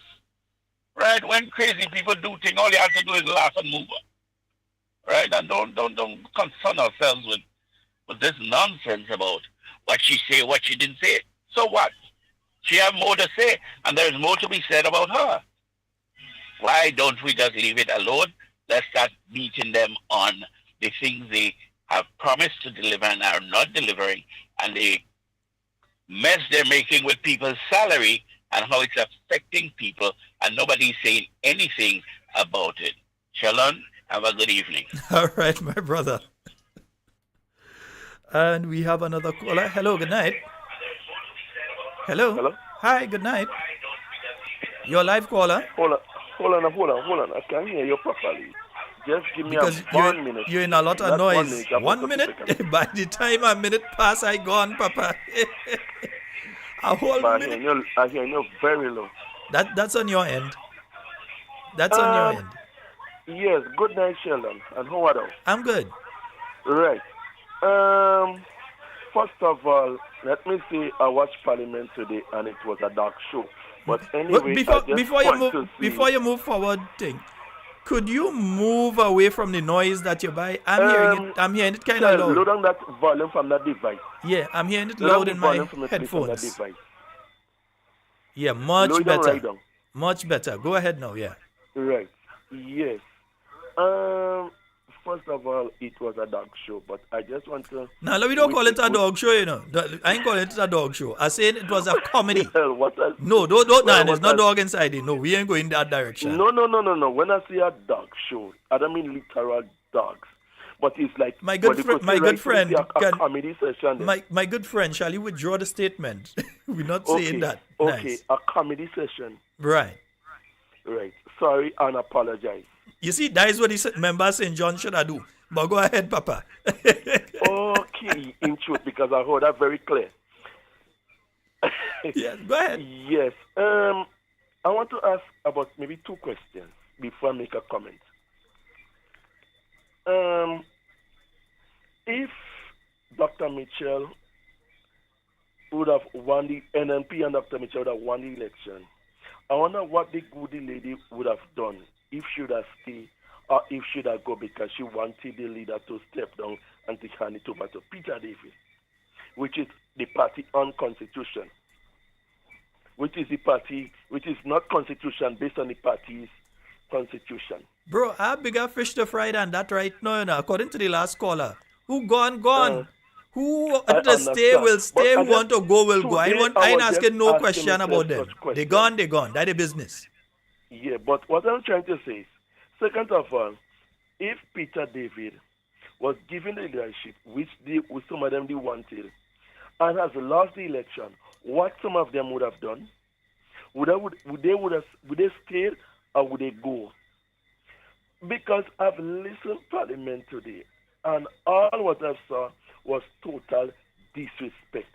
And then the biggest disrespect to me, it was from the Speaker of the House, with telling the opposition leader that he cannot debate on this. No, I'll tell you. I'll tell you what the thing was there. Now, when people have spoken on personal business, you generally no. The rules are you do not have a debate on it. The mess up there was that the speaker, who ain't spent a year sit down in that chair yet, decided that he know parliamentary procedure better than Dr. Mitchell, who spent the last 30-something years inside there. And he was trying to tell Dr. Mitchell, because, you see, they had their plan well set up. They thought that individual would go and make their statement, and that Dr. Mitchell would get up there and start to carry on and make statements, and other members of the NNP team might have get up to try and make statements and so, but Dr. Mitchell didn't get up to talk about that. He didn't. That is why I'm glad that he didn't go down that road. No, but he said he didn't come have on. time for that. He come for the nation's Yeah, no, people. Dr. Mitchell, man. Dr. Mitchell was smiling the whole time he talking, and he was talking on a very important issue. Exactly. The issue that went before that is a non-issue, you know. The people who are to complain about that, the people at St. Andrew Northwest, who got up on the morning of the 23rd of June, went in the polling station and casted a ballot next to the house, who voted for the new National Party because they wanted the new National Party to remain in office. And now their votes have been taken. It's like you scratch off, you rub off where they had the house, and they put the X now by the heart. Now, what I would say is that the individual who is saying that they have 70% of the support of the people of St. Andrew Northwest, and if there's that brave, what they should do, resign, force a by-election, and stand in an election. Let me see if you have 70%. But until that happens, as far as I'm concerned, you lie. If I know I have 70% of the support of people in a constituency, brother man, I have no problem resigning the seat, force a by-election within a couple weeks, and take back my seat because it's my seat. Jack Warner did it in Trinidad. Jack Warner was the MP for Shogunas West, I believe it was. He fell out with the UNC. He resigned from the UNC. He resigned from the parliament. He forced a by-election. He ran in the by-election and he won. Because he had the support. So if they feel they really have, if they honestly, in their heart of hearts, believe that they have 70%, then all they had to do is resign, and we'd see who is man, who is child, who is woman, we'd see. That's all they had to do.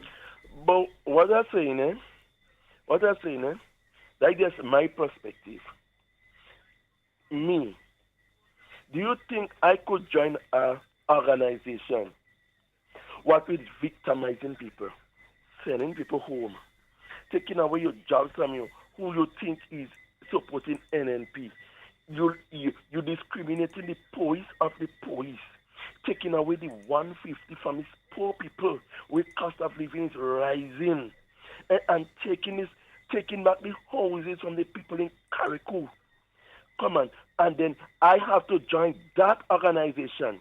And then you say you love people, you're honest, you have full integrity. What will you tell them when you go? You know you join them now.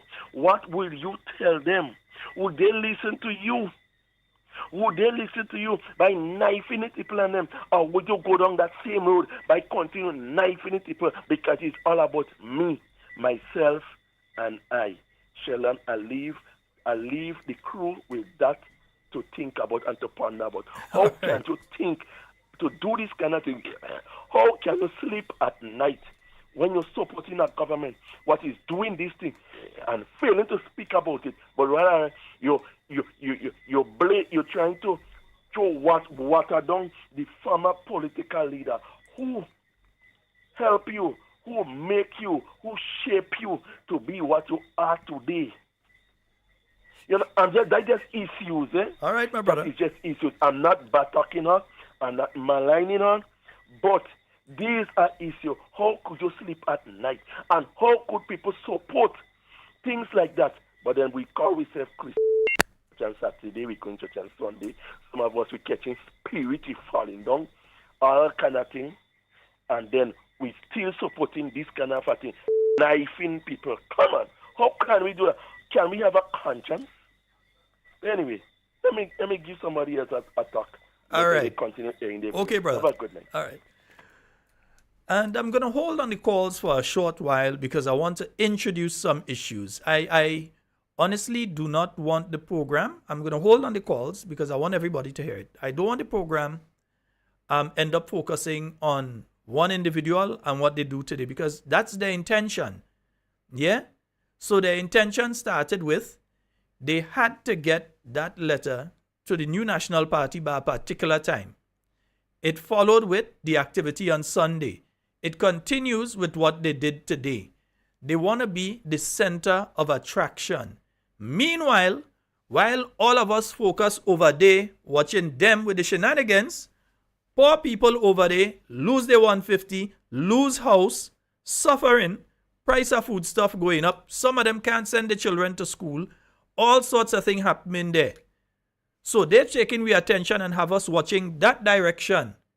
When in the back there, you have a prime minister who is possibly still operating as a CBI agent because still listed as one, but I want to see evidence that he is actually operating as one. Yeah? And then when Dr. Mitchell goes into the parliament of the country, and this is something that happened today that I think all of us need to pay particular attention to. This is a serious thing that took place there in parliament today. Dr. Mitchell asked a question. He asked a question of the government. I'm trying to remember the exact question. He asked a question of the government in relation to a particular issue. And the response from the leader of government's business was that basically, I don't want to answer that question. Go and ask that question to the agency. Or no. Mr. Philip Telesford, we realize you're new to Parliament. But I think the better search in between and see if they could find somebody else to make leader of government's business. Because you talk a pile of gubar. When you are asked a question, you are a sitting minister. The line minister would have the answer prepared. The permanent secretary and the other people in the ministry would prepare the answer. Even if it is about a statutory body that is under that particular ministry, who the hell is you to say go and ask the statutory body? Mr. Philip Telesford, you're out of order, you're rude, and you need to be removed as a leader of government business. Don't worry, you'll be removed as the MP for that constituency when the election comes. We know that for sure. We ain't guessing that one. We telling you for sure, you gone. Yeah? I'm promising you that. Tonight, I'm promising you that the 23rd, just 1 month short of a year in office, 11 months tonight, you going to be removed. But before that, they need to remove you as the leader of government business, because you can't be going in parliament and talking that sort of tata. I think that word could pass. We could use that one. Tata. You asked a question, and this just goes to show the way that this government has been operating. They've been refusing to answer questions that are posed to them, and his statement today shows that there is no intention to answer these questions. So when you're asked to provide a list, the New National Party was asked to provide a list of everybody that traveled and where they went and how much money it cost and so, full list. Everybody, where you went, who paid for it, was the government of Grenada or some agency paid for it and so, what was the purpose of the trip, everything.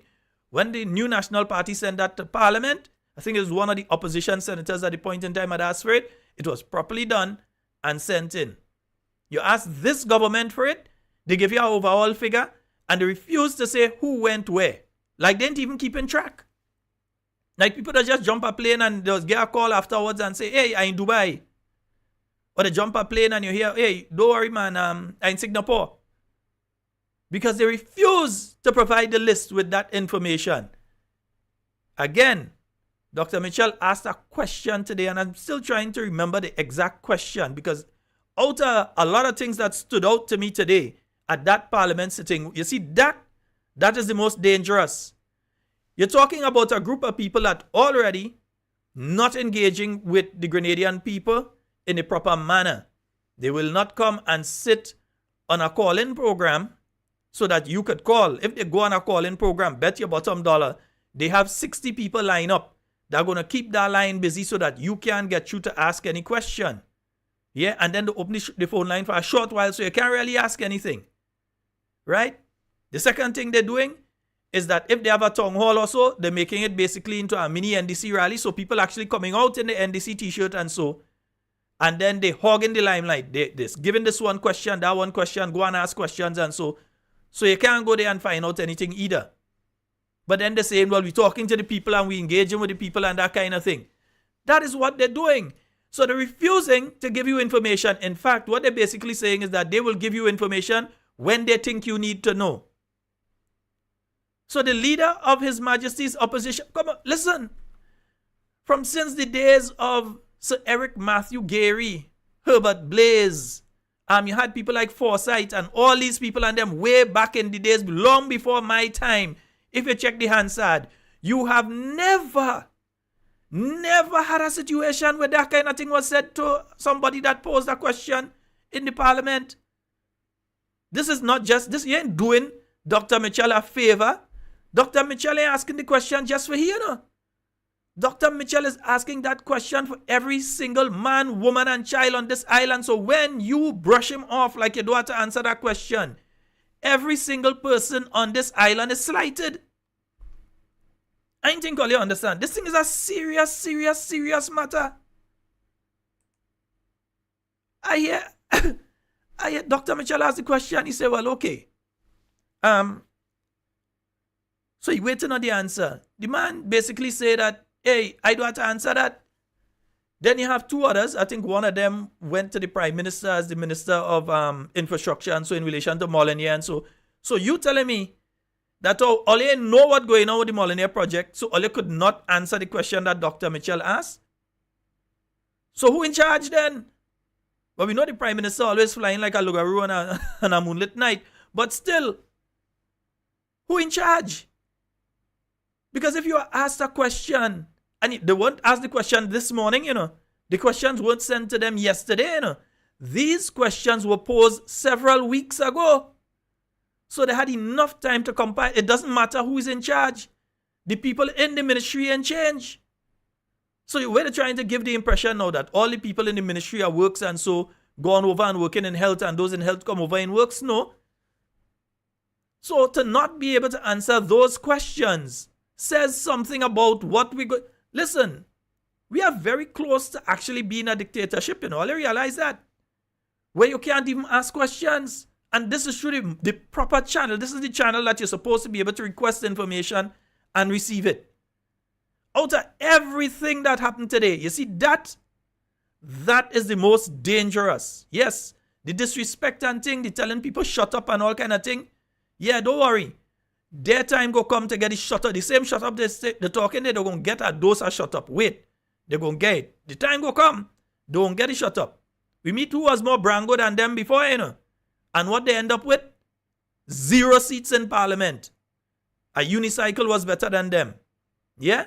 We meet who had more experience than them. Yeah? Who win how much time, who win by how much margin, all kind of thing. And when election come, down to the prime minister went down. So talk all shut up and all kind of thing. And don't take advice. And Dr. Mitchell is giving them advice. He's the father of the house. So when the speaker of the house come in to tell Dr. Mitchell he can't debate, Mr. Speaker, you must have been asking a question. You couldn't be telling Dr. Mitchell that. You had to be asking, I was asking him a question. And look what Dr. Mitchell was speaking about. The Public Accounts Committee. So, the formation and the operationalization of the Public Accounts Committee to ensure that all the information that has to come in was coming in and being dealt with properly. Yeah? So these are things that we have to pay attention to. We have to pay attention to these things.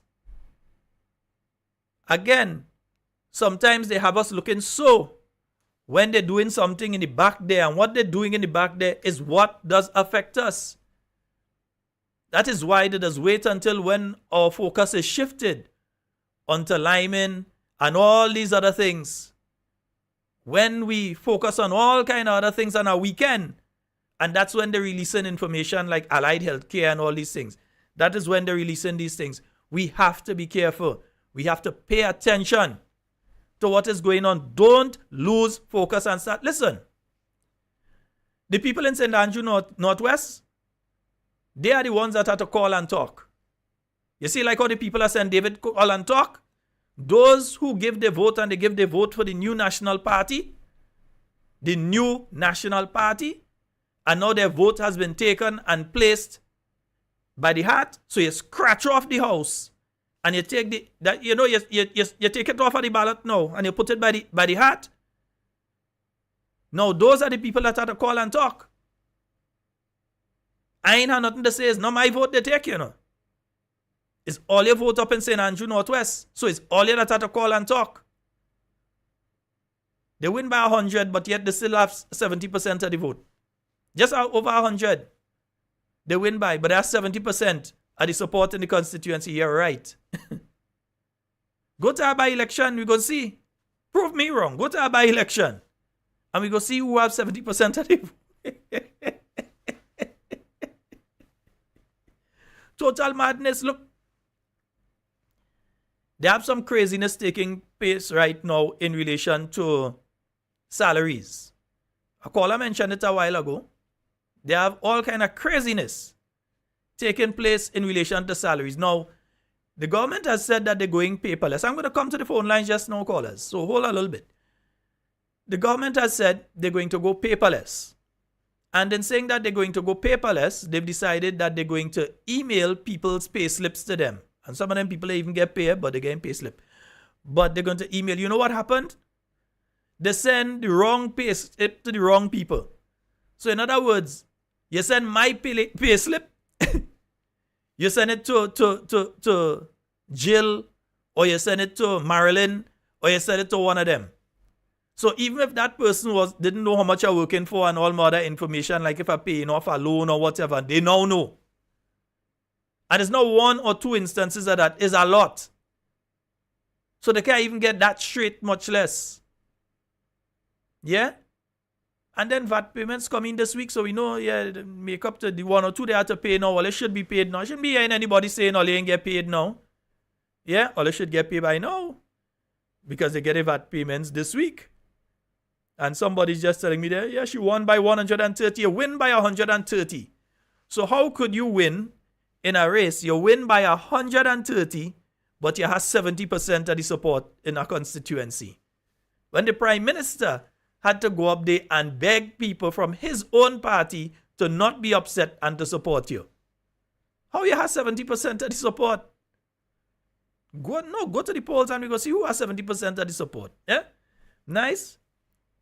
So these are the things that we're seeing happening. These are the things that we're hearing. Yeah? So they can't even get a salary issue. They want to, the rushing, you see. They want to rush to do this and rush to do that and all kind of thing. Like if we don't know, it's about cabinet reshuffle coming up too. Rushing to do this, rushing to do that. Yeah? Everything is a rush. Right? But here is what? For Grenada to progress, we have to get rid of the Congress. All right? 440-7377. We have a caller online. Good night. Yeah, good evening, Sheldon. How are you, brother? Hey, I'm quite fine. How are you doing? Thanks be to God. Good, man. All right. A couple of things, a few things. The first thing I want to comment, I thought the speaker was out of place, this morning to preempt what Dr. Mitchell was going to say. If you allow him to stand and in the beginning of his presentation, you notice he was going to debate or make reference to the prior speaker, so you correct him there and say this is out, rule him out of order. So, but you're just preempting what the man said to him. He's not allowed. I thought he was totally out of place.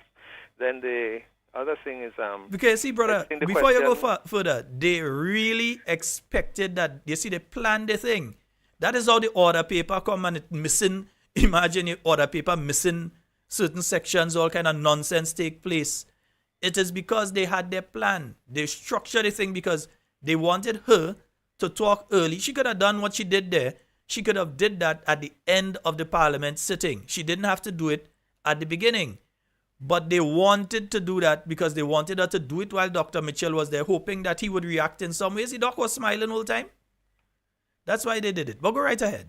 Yeah, right. And the other thing is, I think the question had to do with the Labour Commissioner appointment and all of that. And the leader of government was saying the government has no information and that they're not the Public Service Commission. You should go ask the Public Service Commission for that answer. But I distinctly remember the Minister of Labour saying that she was highly qualified and all of that. And the lady, later learned that the lady said she was called from Trinidad and and she had all this qualification in labor relations and all those sort of things. So I'm very surprised to hear them pleading innocence, that they don't know anything about qualifications and they don't know anything about it and they're not responsible for hiring and so on. The other thing I want to speak of is, and it's not an attack on the Honorable Delma Thomas, it's just my observation. I was really uncomfortable. I respect her decision, totally do. And in fairness to her, when she was a member of the NMP, she really carried herself as a good representative, in my opinion. Maybe she had ulterior motives, and so I don't know, I'm not to judge. But I was very uncomfortable and maybe a little bit disturbed, with her grandstanding and pontificating that, and pharisaic saying, in the sense that I'm not like other men, and and pride goes before a downfall, Sheldon. And Sheldon, you could be. There's a saying that goes, bad company corrupts good morals, right? So you could, as much as you're untouched and untainted, you could be tainted by association. You could be guilty by association. And I was very disturbed. And as I said, with her utterances, and Sheldon, none of us, even the Bible says, and she as a Christian should know, that all have sinned and fallen short of the glory of God. And none of us could really stand and feel we have it all. We don't know what tomorrow brings. She doesn't know what pitfall lies beyond the corner for her, in her association and her joy. You don't know. Somebody might simply give her something, one day, maybe drop something, ask her to, it could be drugs, you don't know, and she may be as innocent as anything else, So she don't know what, in her involvement in the government, what meetings she may attend, you just don't know what lay ahead. And I really think it was very, in my opinion, not very nice for her to position herself as this sanctimonious and all holy and all on. The only person I have no sin, Sheldon, is Jesus Christ. Yes? So this is my contribution, and I'm very grateful to you for the program tonight, and I thank you for what you're doing. And I just want to also say that people should not be swayed or disturbed by the psychological warfare that is being wage in a sense, but all the things you see on social media with Dr. Mitchell and leadership, it's psychological warfare to get people all confused and, set them off in a sense. All right, so that's my contribution, brother. Good night to you. All right, thank you. 440-7377. That's 440-7377. Good night to you, Amy. And Cammy, that's the name of the child that visited you today. She is 11, not 8, she's 11. She may look a piece, but she's 11. So I just got a message. Her name is Amy. So a special good night to you, Amy. All right, I know you're here, Auntie Cammy called you a little earlier. All right, 440-7377. That's the number. Let's go to the phone line. Hello, good night. Hey, good night, Chilla. How you doing? Hey, I'm good, bro. Yeah. I've been watching something. The meeting in South St. George down there. Mm-hmm. I'm realizing that the government is only allowing the NNP to go in very small schools. Have you noticed that? Well, bro, meetings? The thing I noticed that because the thing is, I know that when we was going to the Boca school, that they refused to let us go to the Boca school. But I ain't gonna say that there is a pattern that they telling us where to go. So I ain't go put the two together. Yeah. Well, let me go ahead. What I saw today also in this parliament was really, really, really a comedy show, as you say. This thing could be on Comedy Central, and what I'm seeing as a pattern, especially with the younger the parliamentarians, who are the younger ones like the Tiff and the Ron and the Andy and the Karine, over and over in sittings, they seem to have a disrespectful vibe towards Dr. Mitchell. He started a better run. He called Dr. Mitchell, he said, "You're a liar," something like that. No, this one with Karine. And no, I think Kevin had something there's a day too. If they continue on this path, they will bring this place in disrepair, and sooner or later, the Honorable Prime Minister will not be able to control his cabinet. Because to me, I am seeing things that is happening there. If he is allowing it, it's either he is sinister or he doesn't understand the decorum of Parliament. This Minister Andrew, is that Andrew? Always has his tie over his shoulder. No, you're not in a meeting outside of Parliament. You're in Parliament. The Speaker of the House is supposed to tell this guy, put his tie down. I am disturbed by seeing the behavior of this bunch of people in Parliament and what they are doing. Right? And if they continue like that, they will put this place as a laughing stock if we are not already there. Because Dr. Mitchell is trying to school them and they're not listening, and my God, God be them. But it is what it is. Let me see how they go for the next 4 years. Have a good night, folks. Okay, bro. I'm trying to find something here, but for some reason I'm not seeing it. And folks, remember, Sunday we're heading up to Hope. We're heading up to Hope Beach on Sunday. All right? 440-7377 and 349. Why do I keep saying 349? I don't know why. I keep saying 349. Yeah, I think it's, let me just make sure. The number, I had to pull it off, pull it off the scroll. Because to me, like I get, no, it's 329, no. Yeah, 347-329-3101. It's up on the screen. All right, folks, and remember, you do have the donation link. I realize some of you are using the donation link and what's going on. The donation link there so that we can help various people at different times. All right, so let's see if I can pull this call off of the WhatsApp. Yeah, let me see if I could get this WhatsApp call, and I think I've got the caller. Hello, good night. Hello, good night. Hi, good night. Yeah, Mr. Scott. Hi.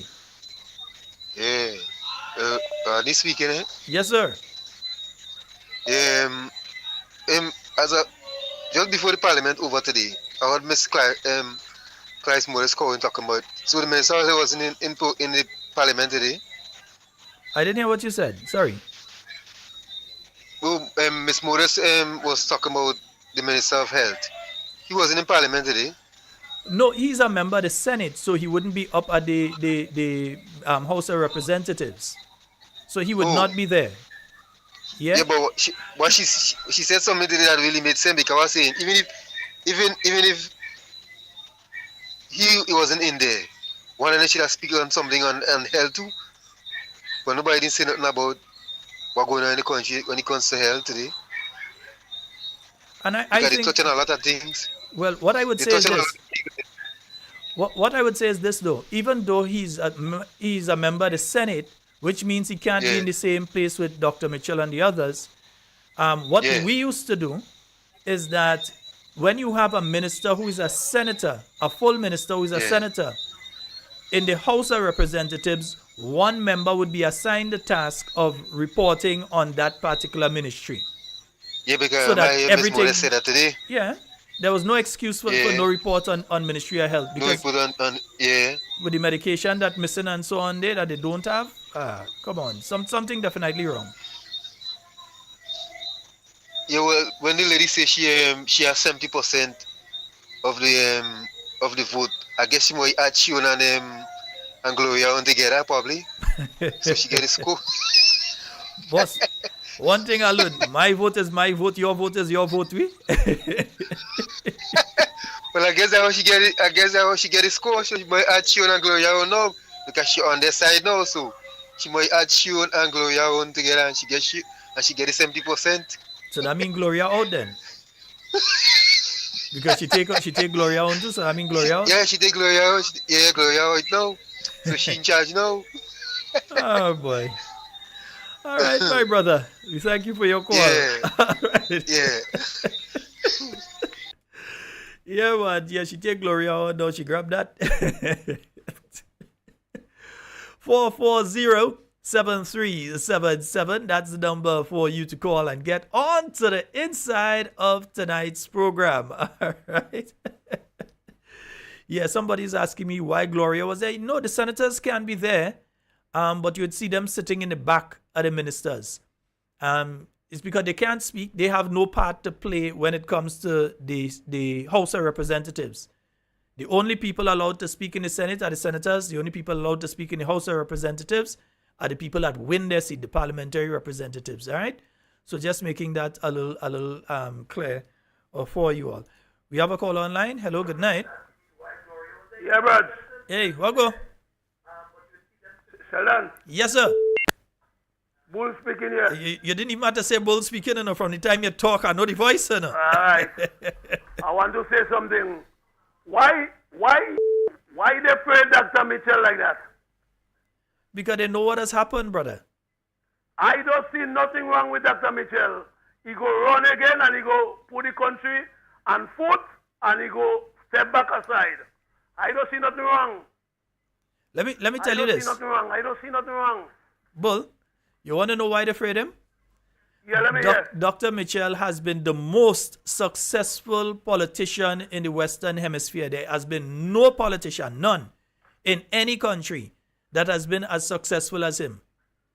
Yeah? As the General Secretary of the New National Party in the year 1984, in the general elections in 1984, the New National Party won 14 of the 15 seats, innit?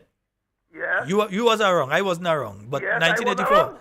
So the and who was the general secretary of the party at the point in time, guiding the election process and everything? Dr. Mitchell. That's right. Then, in 1999, he won all 15. In 2018, he won all 15. In 2013, he won all 15. There is no politician that has been politically as successful as Dr. the Right Honorable Keith Mitchell. True. Because I there with NMP since from 84, you know, when he was the Minister of Communication and Works. Mm-hmm. And I could tell people Dr. Mitchell is the best leader, the Prime Minister, everything you could think of. He know how, we know what to do and everything. And what I want to talk about again, Thelma is a hypocrite woman. Real hypocrite. And she could do better than that. Nobody supposed to tell Dr. Mitchell when to hold his convention. He go hold it when it's time ready. Well, we know the process. We know what the process to a convention is. We've been through it We have to hold many General times Council over. first and then convention. And you must have your constituency branch meetings to select your constituency chairman, and you get your delegates and everything. Your delegates list have to come in. You have to verify all these people are paid members of the party, card carrying paid members of the party. So there's a whole process that has to go through. That's why I keep saying we have to make sure that we're organized. We can't just rush into something and this ain't nothing. We are handing out sweetie here, so nobody ain't handing leadership to nobody. We have a process. And they could jump high, they could jump low.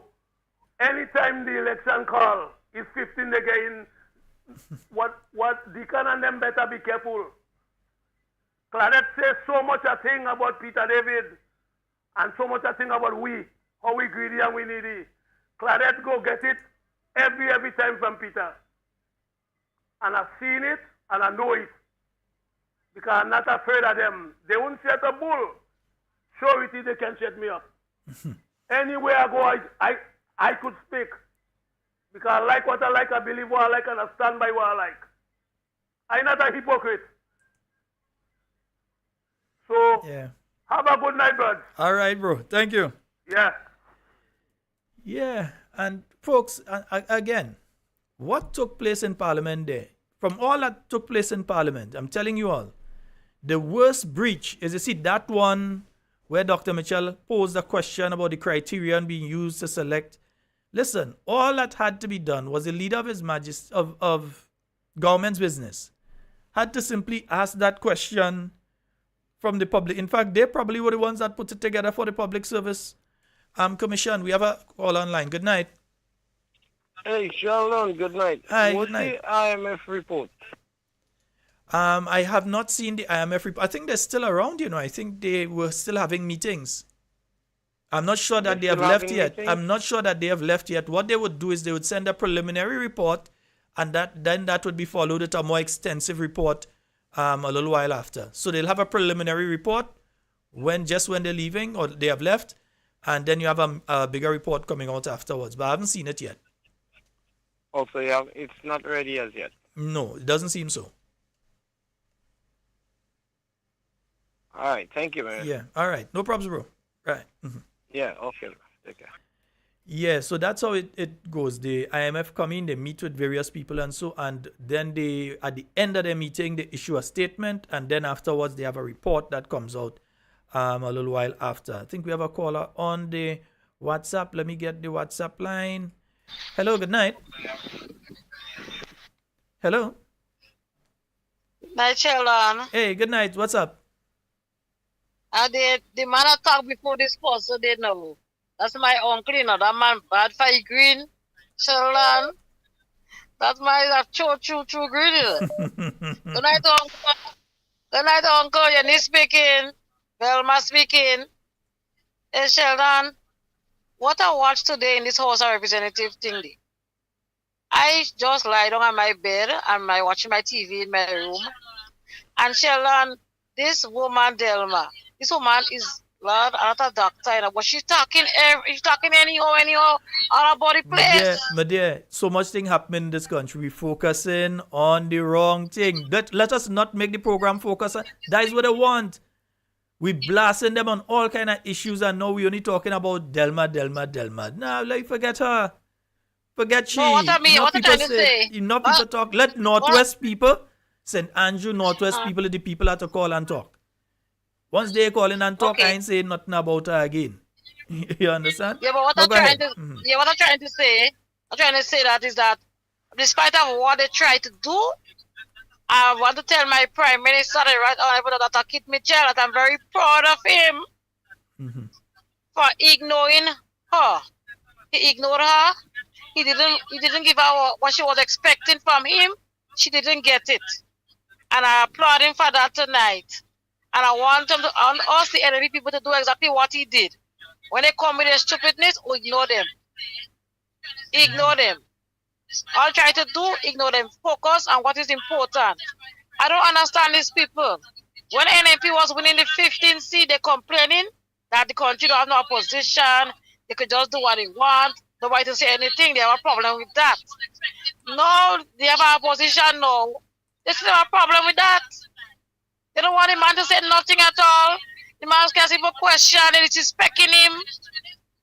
They're ignoring him. They're showing what for him. What's going on? These enemy people don't have no respect. Deacon Mitchell, you and your 14 other followers have no respect for people. Are they very disrespectful And now what I'm seeing right now happening in Greater here, we're having a Trump part 2 happening in Greater here right now. He go bigger than Donald Trump, he can tell Donald Trump. And then he go see, it will happen to Donald Trump, that happened to him just now. Out of there you come out. And when you come out there, you got to leave Greater and go back here and do nothing. He don't know he's talking for people at all, and neither he people are never following him. They're arrogant, and they're gangster-minded, and they're just foolish people. I'm tired of them. And Shalon, that's what I call to say, have a good night. All right, my dear. I'm tired of them. I'm continuing to say, just remember, for Grenada to progress, we must get rid of the Congress. All right? Nice. That is the slogan now. For Grenada to progress, get rid of the Congress. 44073. Let me just make sure the lines are clear. 4407377. Yeah, Zoe, what are you doing up still, Zoe? Zoe, time to go and sleep now, you know? Yeah. And Amy, you have school tomorrow, so you understand, right? Nice. Yeah, look at watch the replay later down, but sometime, bedtime, eh? Nice. All right, 4407. I think we have a caller on the WhatsApp. Let's get the caller. Hello, good night. Hello. Good night. Good night, Sheldon. Hi, good night. How are you? I'm quite fine. Great program as usual, man. Great program. Thank you.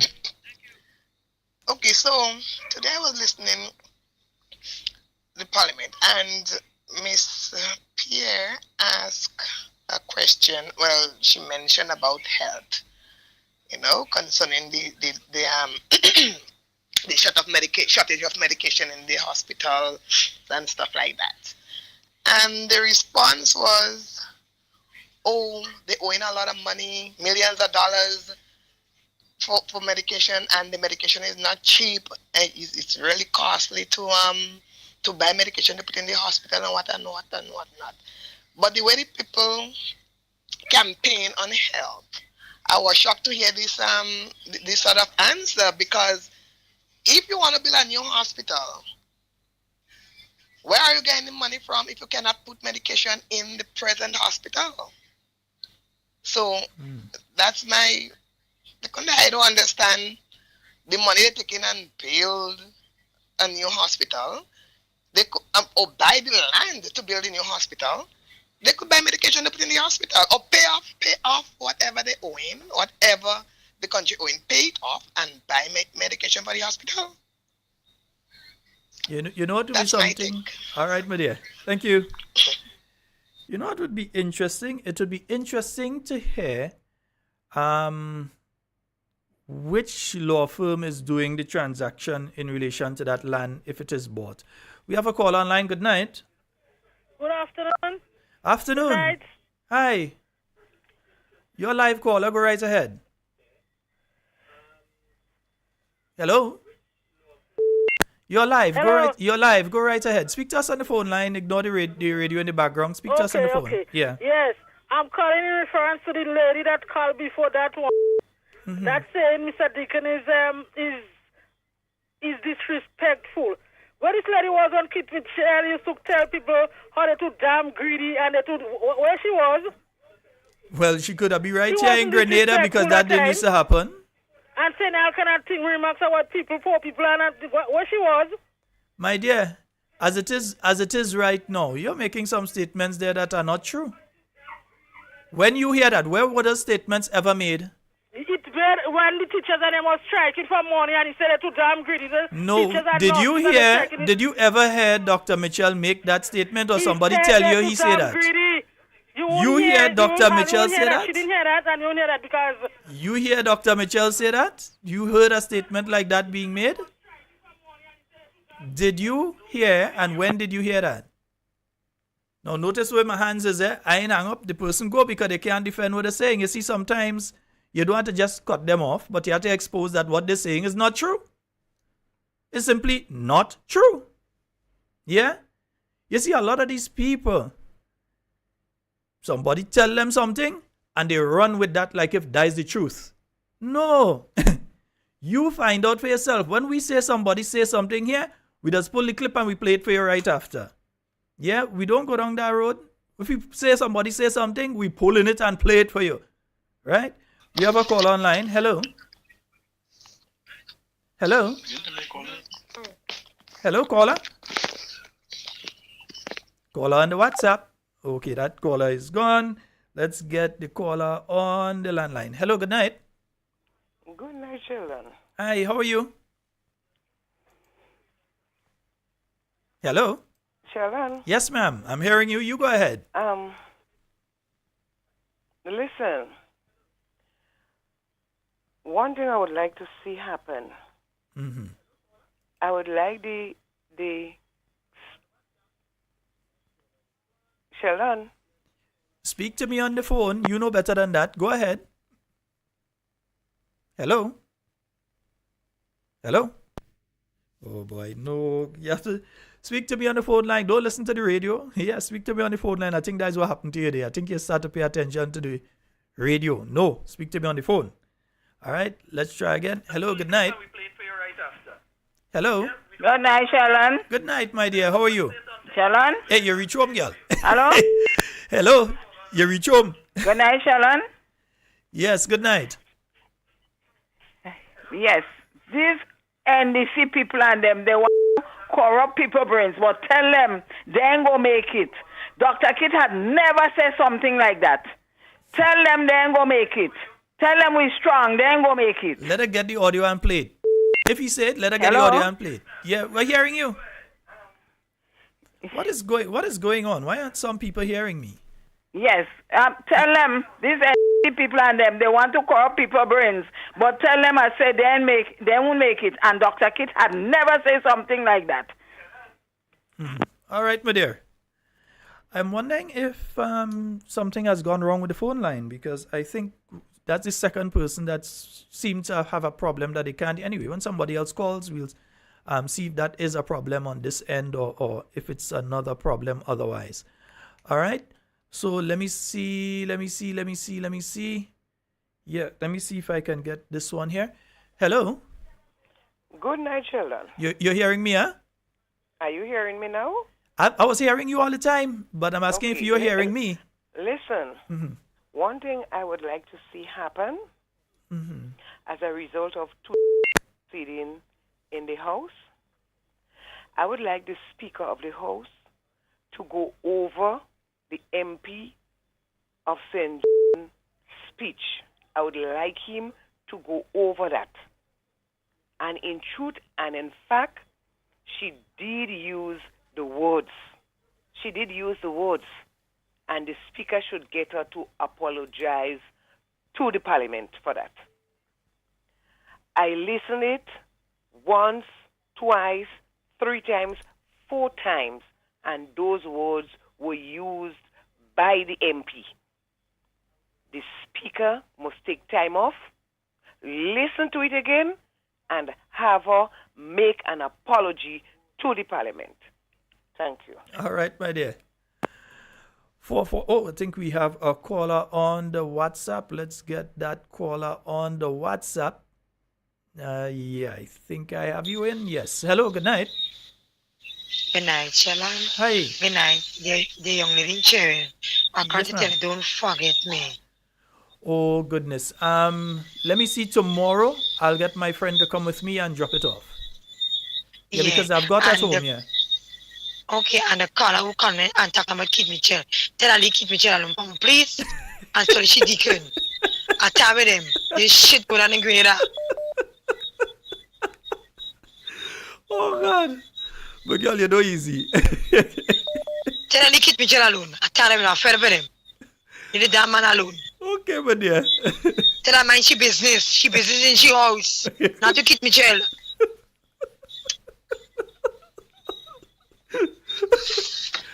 All right, my dear. We're going to see tomorrow. Please the Lord. Okay. All right. Okay. And hello, good night. I think we have a caller. Hello, good night. Good night. How are you, sir? Hey, I'm quite fine. How are you doing? Yeah, man, just listening to you. Well, like you respond to the caller who came and defended. I'm barely hearing you. You're very low. Okay. Yeah, what about now? You hear me now? Nah, I can barely hear you. Oh boy. And you see, it didn't even register in on my stuff yet, so I know that right now the listener's not hearing anything you're saying. Okay, what you might about have to now? change. You might have to change device and call us back. Okay, let me. You try that, all yeah. right. Okay, I'll call you back on the other side of it. Mm-hmm. All right. Hello. Good night. Oops. Hello. Good night. No, I got the wrong number. Sorry. No. Hello. Sorry. You're trying to reach talking points. That one wasn't trying to reach talking points. Wrong number. Yeah. Folks, again, some of you, when you're using a mobile phone, if you're using a Bluetooth device or you're using a headphone, sometimes it impedes the quality of the call when you're calling. So if you're calling, try not to use a Bluetooth device or to use a headphone. All right, try to call direct. Hello, good night. Hello. Hello. Okay, that one, I know what take place there. Yes, and one of my good friends just sent a message that the IMF mission leaves on the 26th. So they've got 3 days here again. I know that they have met with the leader of His Majesty's opposition. They've met with various people in government. They are meeting with civil society, and they're meeting with different people in the Grenadian society. We have a call online. Good night. Hello. Yes. Hello. Hello. Hello. Yes. Good night.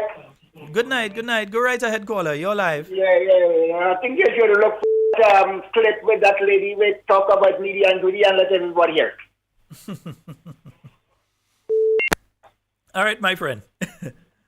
Okay. All right, no problem. It is there. But yeah, let me leave that alone for now. I think some of these things, you see, they're trying to distract you. And sometimes they would come, like some of them, they are telling them because they have paid people to do this, they will come under the live and they would say certain things under the live to try and distract you from the program, distract you from what is going on. You also have the same thing that takes place sometimes. One of them would try to call in and make certain statements to make you know everybody else after would be calling to respond to them. That's what they try sometimes. So we have to be careful with those things. We have a call online. Good night. Hello, this is Talking Point. Yes, it is. You're a live caller. Mr. Scott. Hi. What's up? Listen now. Mm-hmm. The minister move out, okay? Yeah. She was Minister of Housing and Social Services. Yes, she was. Okay. So if she was the Minister of Housing and Social Services, for all the women that don't get paid, did she make any statement? No. Not that I have not seen a public statement from her. The only statement I saw was in relation to the 150, and it was basically agreeing with the government that they did the right thing. Nothing else. Nothing else. All these things happening, nothing. She was Minister of Housing, and people lose their housing cargo and nothing too. Yeah, I'm telling you, she was the minister, and I'm telling you, nothing. I didn't hear anything from her in relation to what took place in Carriacou either. Okay then. All right, my brother. Thank you. All right. All right, good. 440-7377. That's 440-7377. That's the number for you to call and get on to the inside of tonight's program. I think we have roughly about half an hour remaining on tonight's program. Yeah. Hey. My good friend, I've seen the message. Don't worry. You know me already. All right, nice. And that's why I say, let's focus on the issues. If we just do a whole program, I have to understand what some of these people trying to get at. Hello, good night. Hello? Hello? Okay. You can't call and you have the phone in your hand, so, and you're listening to the radio to hear when I answer the phone. I go hang up. You wouldn't get through. All right? I'm just saying that early. All right? Hello, good night. Good night. Hi, good night. You're a live caller. Go right ahead. Yeah, so I'm sure he could do for that lady. Nearly naked to her. People is mash because people coming up in your yard and they dog back in and you're telling it mash. and cruel to be kind. What happened to him there now is because he was too kind to her. And this is the problem he have. When he tried to help people, instead of helping him up, they're helping him down. But God is good. He had to stay until he dead. We all are 77, and nobody could stop us. All right, my brother. Thank you. All right, and let me take this call on the WhatsApp. Let me see who's calling on the WhatsApp. Let me see. Yes. Hello. Hello. Hi, good night. You hearing me now, Sheldon? Loud and clear, man. You're coming through there real loud and clear. Nice. Go right ahead. Yes. Regarding the same caller who in defense of the party, right? By all due respect, everybody have a right to defense. But I would just like to advise the person, if you're still listening, please don't display your ignorance. Try to get some, when you really defending somebody, try to get the facts right. Yeah? Because what you were doing is displaying hatred and defending ignorance. Yeah? You don't do these things. If you hate somebody, that is beat you and the person. But what you say, make sure you have your facts right, or else you just make your look stupid. Yeah? Mm-hmm. Because we make sure we have our facts when we speak on this program, and nothing they said they could sue us. Yeah, I mean, no, what I'm saying that if I have to say something about NDC, and I will just because I don't, it's not my party. I mean, you still have to come and say something with some form of respect. But that person have, what they was trying to say doesn't make any sense. And so in that essence, so you make yourself look stupid. Mm-hmm. Mm-hmm. You understand? We must not do that, because now your character, your own character, you assassinated, not just the party. All right. All right, my brother. All right. Have a blessed night, man. Okay. All right. Thanks. Yeah. But they come to the right place, because when they say something, we could play it and we could tell you that is them. That is when they say that on that day, so and so. This is where they say that. So we could play things and we could tell you and we could even show you when they were saying it, right? But them just saying things, and you see, they think everybody at the same level as them. They would just accept information. So somebody say, hey, that man say that, and they just accept it. No, we can't accept that like that, right? I also see they're speaking about the SIF program and the money that government get, how much million. No, government ain't get how much money. The new National Party secured that money for Grenada. Let me say it again. The money that they're talking about that they're getting from the UK is the same money that one of the ministers came there the other day and said that's how they lose, Yeah, for the water project. That's the money that Andy Williams was coming out and saying that they lose. Yeah? Now you hear that they lose the money. Because the thing is, when you don't understand these things and you go in these meetings, so the people may have said that they're looking at it or they're doing a review or so, and them come out and say, well, we lose that money. No, you lose the money. Yeah, and that is money that the new National Party had secured along with the Western Main Road project. That they come and they lose. Yeah, so now they're talking about that money as though it's some new set of money. No, it's not a new set of money. It's the same money that the new National Party had secured. Yeah? The English people may feel sorry for them. I know them English people, I think they meet with Dr. Mitchell recently too, so he probably make a look at, hey, what you doing, man? Come now, you only make a promise, man. Stick to it. You understand? You may talk to them too. So they end up leaving the money with Grenada for that particular project. And I think it's important that we understand what is taking place there, because they are attempting to spin this now as though there was this great meeting and they went out there and they were able to save money that NNP was losing. No. Yeah, you're able to save money that NNP had there for Grenada, and that you was about to lose. Not NNP lose it, you was about to lose it. Yeah? So don't try to get the impression it's something new, because they're listening to us, when we saying, hey, every time they go, they're traveling, they ain't coming back with nothing. You see, they come and they're giving report and all kind of thing. I listen to the MP for St. John. And to all the people in St. John listening in the little groups, a special good night to you all. Don't feel I forget you all, yeah? A special good night to all of you up there in St. John. No. They listen to us, and then they hear the MP for St. John come in and talk about, oh, don't listen to the detractors out there, we traveling. MP for St. John, your people finally see you because they was watching Parliament today, so they finally get to see you because they doesn't see you otherwise. So they get to see you on TV and computer and thing today, right? But that doesn't change the fact that you're going out there and you're coming back with nothing but good memories. That's all they're coming back with, duty-free shopping and good memories. That's all it does bring back. Yeah, they buy a little perfume, a little thing that in the duty-free, and then they come back with the memories. What are they coming back with that is of benefit to the Grenadian people? We're not hearing that. We're not seeing that. We have a call online. Good night. Good night, Mr. Sheldon Scott. Good night. But I just listening to the last call and you saying that Mr. Mitchell was never disrespectful. Kit Mitchell to be fair. When he called all the nurses and them thief, you won't see that. My because friend. it's a thief as well. My friend. Why don't go and pay the phone? My friend. All right, nice. You looking for it? So let me put that, since you want to be famous. 423-9623. Right? 423-9623. You want to be famous? I'm making you famous tonight. All you know what to do. All right? All you know what to do for that one. 423-9623. All right? So all you handle our business. Good. 440-7377. That's the number for you to call and get on to the inside. All right? And let me see. There's a caller here. Let's go to the phone line. Let me see. Well, you know, WhatsApp as usual. Good night. Hello.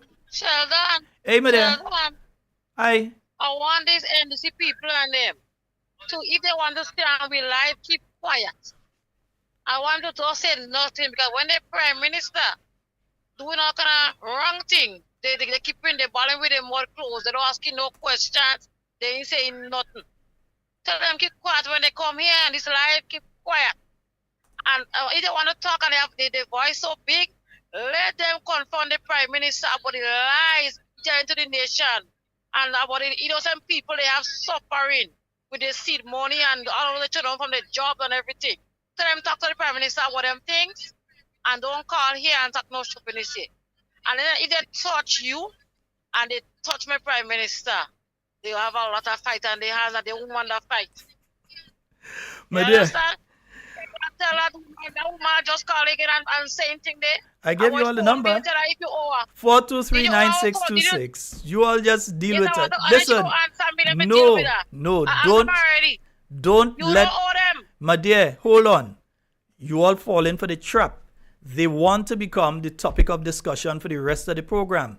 They want all your call now and start to cuss them, and they become the topic of discussion. Stop falling for the trap. I give all you the number. Deal with them. Any of them rude enough to call you and try it, I giving all you the number. Deal with them. Yes, and when they call anything, call them off. Well, call them off. they get cut off in the end. They wasting me time. All right. Okay, my dear. You talk about important stuff. You talk about important issues. They wasting me time. Let's not spend more time on them. Later. Okay, my dear. And I think we have another caller on the WhatsApp. Oh boy. Yeah. WhatsApp, why are you operating like that, man? Hello, good night. Hello. Hi, good night. Hi, good night. Hi, good night. How are you doing? Woo. Hello. Oh, lovely. Hi, good night.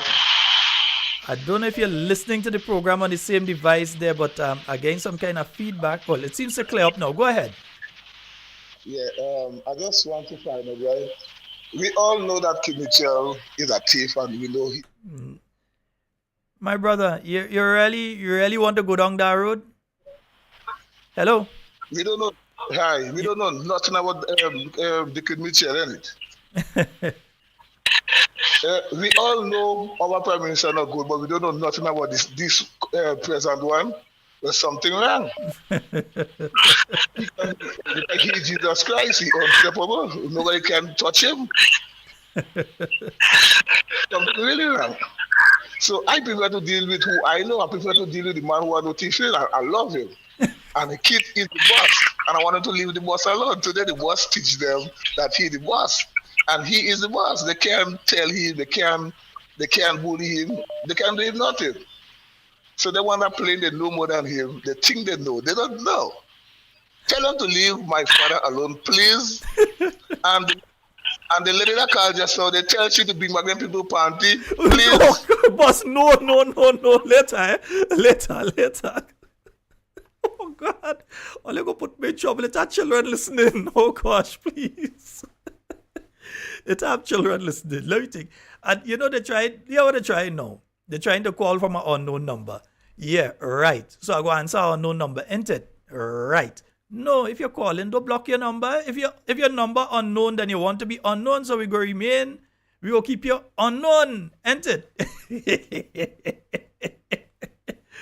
All right, let me take a call. Hello? Hello, good night. Hello? Hello? Okay, did not pay attention there. Let's go to... Let's go to the WhatsApp. And good night. Hello?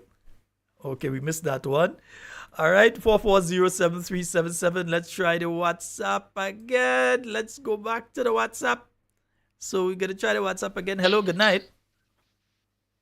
Hello, good night. Hi. Sheldon. Hi, good night. Good night. How are you doing? Hey, I'm good. Right. The first point I want to make, and correct me if I'm wrong. The House of Parliament is not one of the highest office in the land? It is. Right. So that is the level you reached out to the puppies, not even the dog? You have a set of little children disrespecting people in the House of Parliament, the highest office in the land. And people that say they have what you say, class, they supporting these things. Sheldon, I'm listening. I will, to be frank, I will respect the office. I will respect the office of the Prime Minister and respect DC. But you see, on an individual basis, I have no respect for these people. I won't disrespect them on your program. But I have no respect. When I meet them on the street, because respect is a thing you own. Respect is not nothing you demand. And when they want to disrespect people, elders, these little children and them, what they live for society, these little children that come up, that's why you see these things going on in schools and things. Children don't have no respect for teachers because they're very disrespectful, you know. And number two, when you talk about Satan, Satan he come in the form of human being. People behave like Satan. They do wrong things, and that's why they describe them as Satan. I will never pray for Satan. I won't pray for Satan. No way. I would not pray for Satan. Once somebody displays satanic behavior, I would not pray for them. So, what I'm trying to say, respect is a thing you own, and if they don't give, I will meet them on the street and they think I will not have no respect for them too. So, they wouldn't get it. Okay, caller. Thank you so very much. Oh gosh, I had to lie to them. I had to real laugh tonight. 44073. Oh, you can try to call from an unknown number now. Come on, try something else. Yeah, try something else with us. Don't try that one on us. We have a call online. Good night. Hello. Hello. Oh, hi. Nice. Hello. Good night. Yes, Mr. Scott. I have a question to ask. Yeah, I know a couple months ago, they spoke about works on the stadium.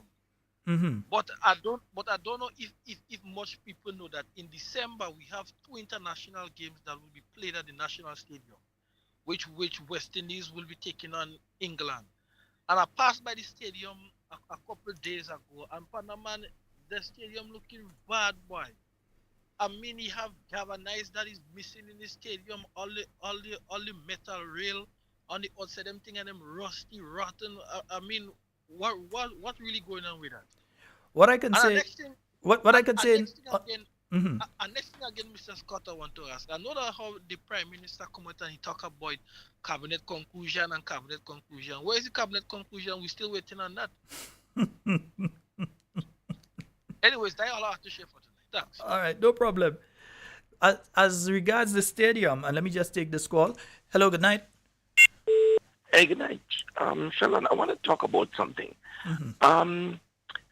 I want to ask this government, right, to name at least 5 new projects that they have started. And then I want us to ask ourselves this question. All the projects that were started by the NNP is what they're still continuing. But I would like them to name at least 5 new projects that they just started. Boss, you could ask them for half a project and they can't answer you, except for the send home program, yeah, or the wash program, the who are sending home program. That's the only programs they have.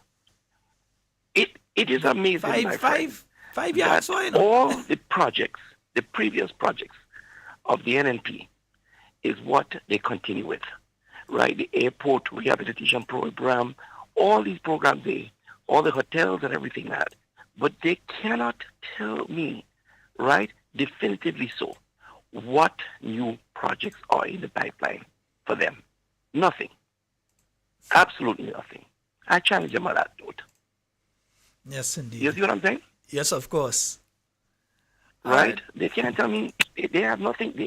They have done absolutely nothing and continue to do nothing except continue the projects that the NNP has started.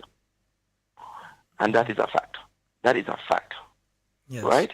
So instead of bashing NNP, right, what they should do is to try to come up with plans and programs of their own. Be unique. That's my contribution tonight. All right. Thank you very much. And just before I took that call, I was about to mention the caller had asked about the stadium. Now, the Chinese government have confirmed, since during the time of the New National Party, I was on the board of directors of the stadium, so I know for a fact that the Chinese ought to have started that work already. I don't know what the holdup is with this administration, but that is something that was already organized under the last administration and should have been taking place now. We have a call online. Good night. Sheldon, good night. Good night. Good night. Sheldon, I would like to say to you, when people call the station and they cannot present the facts, cut them off. Don't even give them a second. Cut them off. Because, I mean, it's high time that we stop this kind of propaganda and this bold-faced propaganda spreading in Grenada. Because if we allow this thing to continue, this is not going to help Grenada. This is going to just take Grenada backward. And we don't have no time for that. On this program there, Sheldon, I know you're a man of eloquence. You always try to present the facts, everything. And if you know, so especially one of NNP is calling and it doesn't have the facts and that, you would caution them on that. So for anyone who is calling, Sheldon, as soon as they start their nonsense and you ask them for the facts and they can present it, cut them off. We would entertain them, but as long as they can present the facts. Now, Sheldon, we always hear this stupidness about, this excuse about Dr. Mitchell thief. Almost 40 years now, Dr. Mitchell in politics, and we're hearing this stupidness, and they're yet to present any evidence, but always talking about Dr. Mitchell thief, Dr. Mitchell thief. Now, when you look at the NDC, former Prime Minister Tillman Thomas, there was evidence showing that he received money and did not disclose it. He didn't go as far as stealing, but that was the man that said about good governance, accountability, and well, let's just be safe here. He didn't disclose it to some members of the party. Right. Mm-hmm. We just want to be safe. I mean, because they're out for us. Yeah. So, the thing, what I would like to urge these people, and when they are talking about thieves or they are talking about people being dishonest, look within themselves. The present NDC, from the time they came in power, what they did, they give themselves a raise. And then what they turn around and do, take away from the poor people. The elderly, they take 150 from them. They start sending the Imanis and them home. They started laying off people left, right, and center. The faith-based program, they shut it down. And anybody else who they feel like those not their clones, they send them home. I mean, these are the things that we have to focus on. This stupidness you come and talk about Dr. Mitchell thief, and you have no proof. At the end of the day, that cannot help a school child go to school to improve their life. You know, we here to build Grenada and not here to talk nonsense and have no facts to back it up. Right here in New York City, look, and I know that could have never happened under Dr. Mitchell watch. They're talking about Spice Mass Lunch. Had a big show. They're bragging how the show went good. Now, where that money go? Is that money going to Treasury? Or did that money go in someone's pocket? Using the name of Spice Mass to promote themselves. I mean, these are the kind of things that we're supposed to be talking about. You see? And some of them, during the time when there was around Dr. Mitchell, they didn't get to do those nonsense. So they're getting to do it now. And they still want to turn around and call Dr. Mitchell thief because why? He didn't allow them to do them type of things. There's a whole saying, Sheldon, thief never like to see thief with long bag, So and when you hear people crying thief, thief, thief, them are the ones that know how to thief and thieving. You understand? Anytime you hear a man quick to talk about thief, trust me, he is the thief. Thank you, Sheldon. All right, thank you very much. And folks, we'll have to wrap it there for tonight. We'll be back on tomorrow night from 8 p.m. And you can find us online.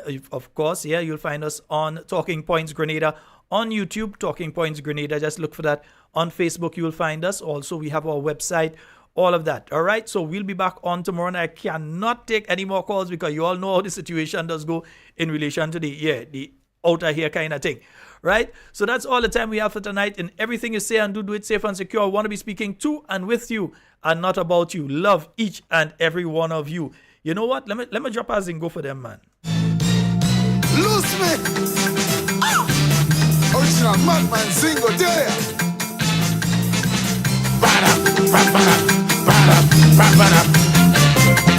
Calling son and here on them out and me. Talking about my pride and integrity. He tried it for ball and I put it back. But they want me disqualified for that. I went on radio, I went on TV, and I gave this nation a public apology. Why don't you check some artist history? You have a lot of them who do worse things than me.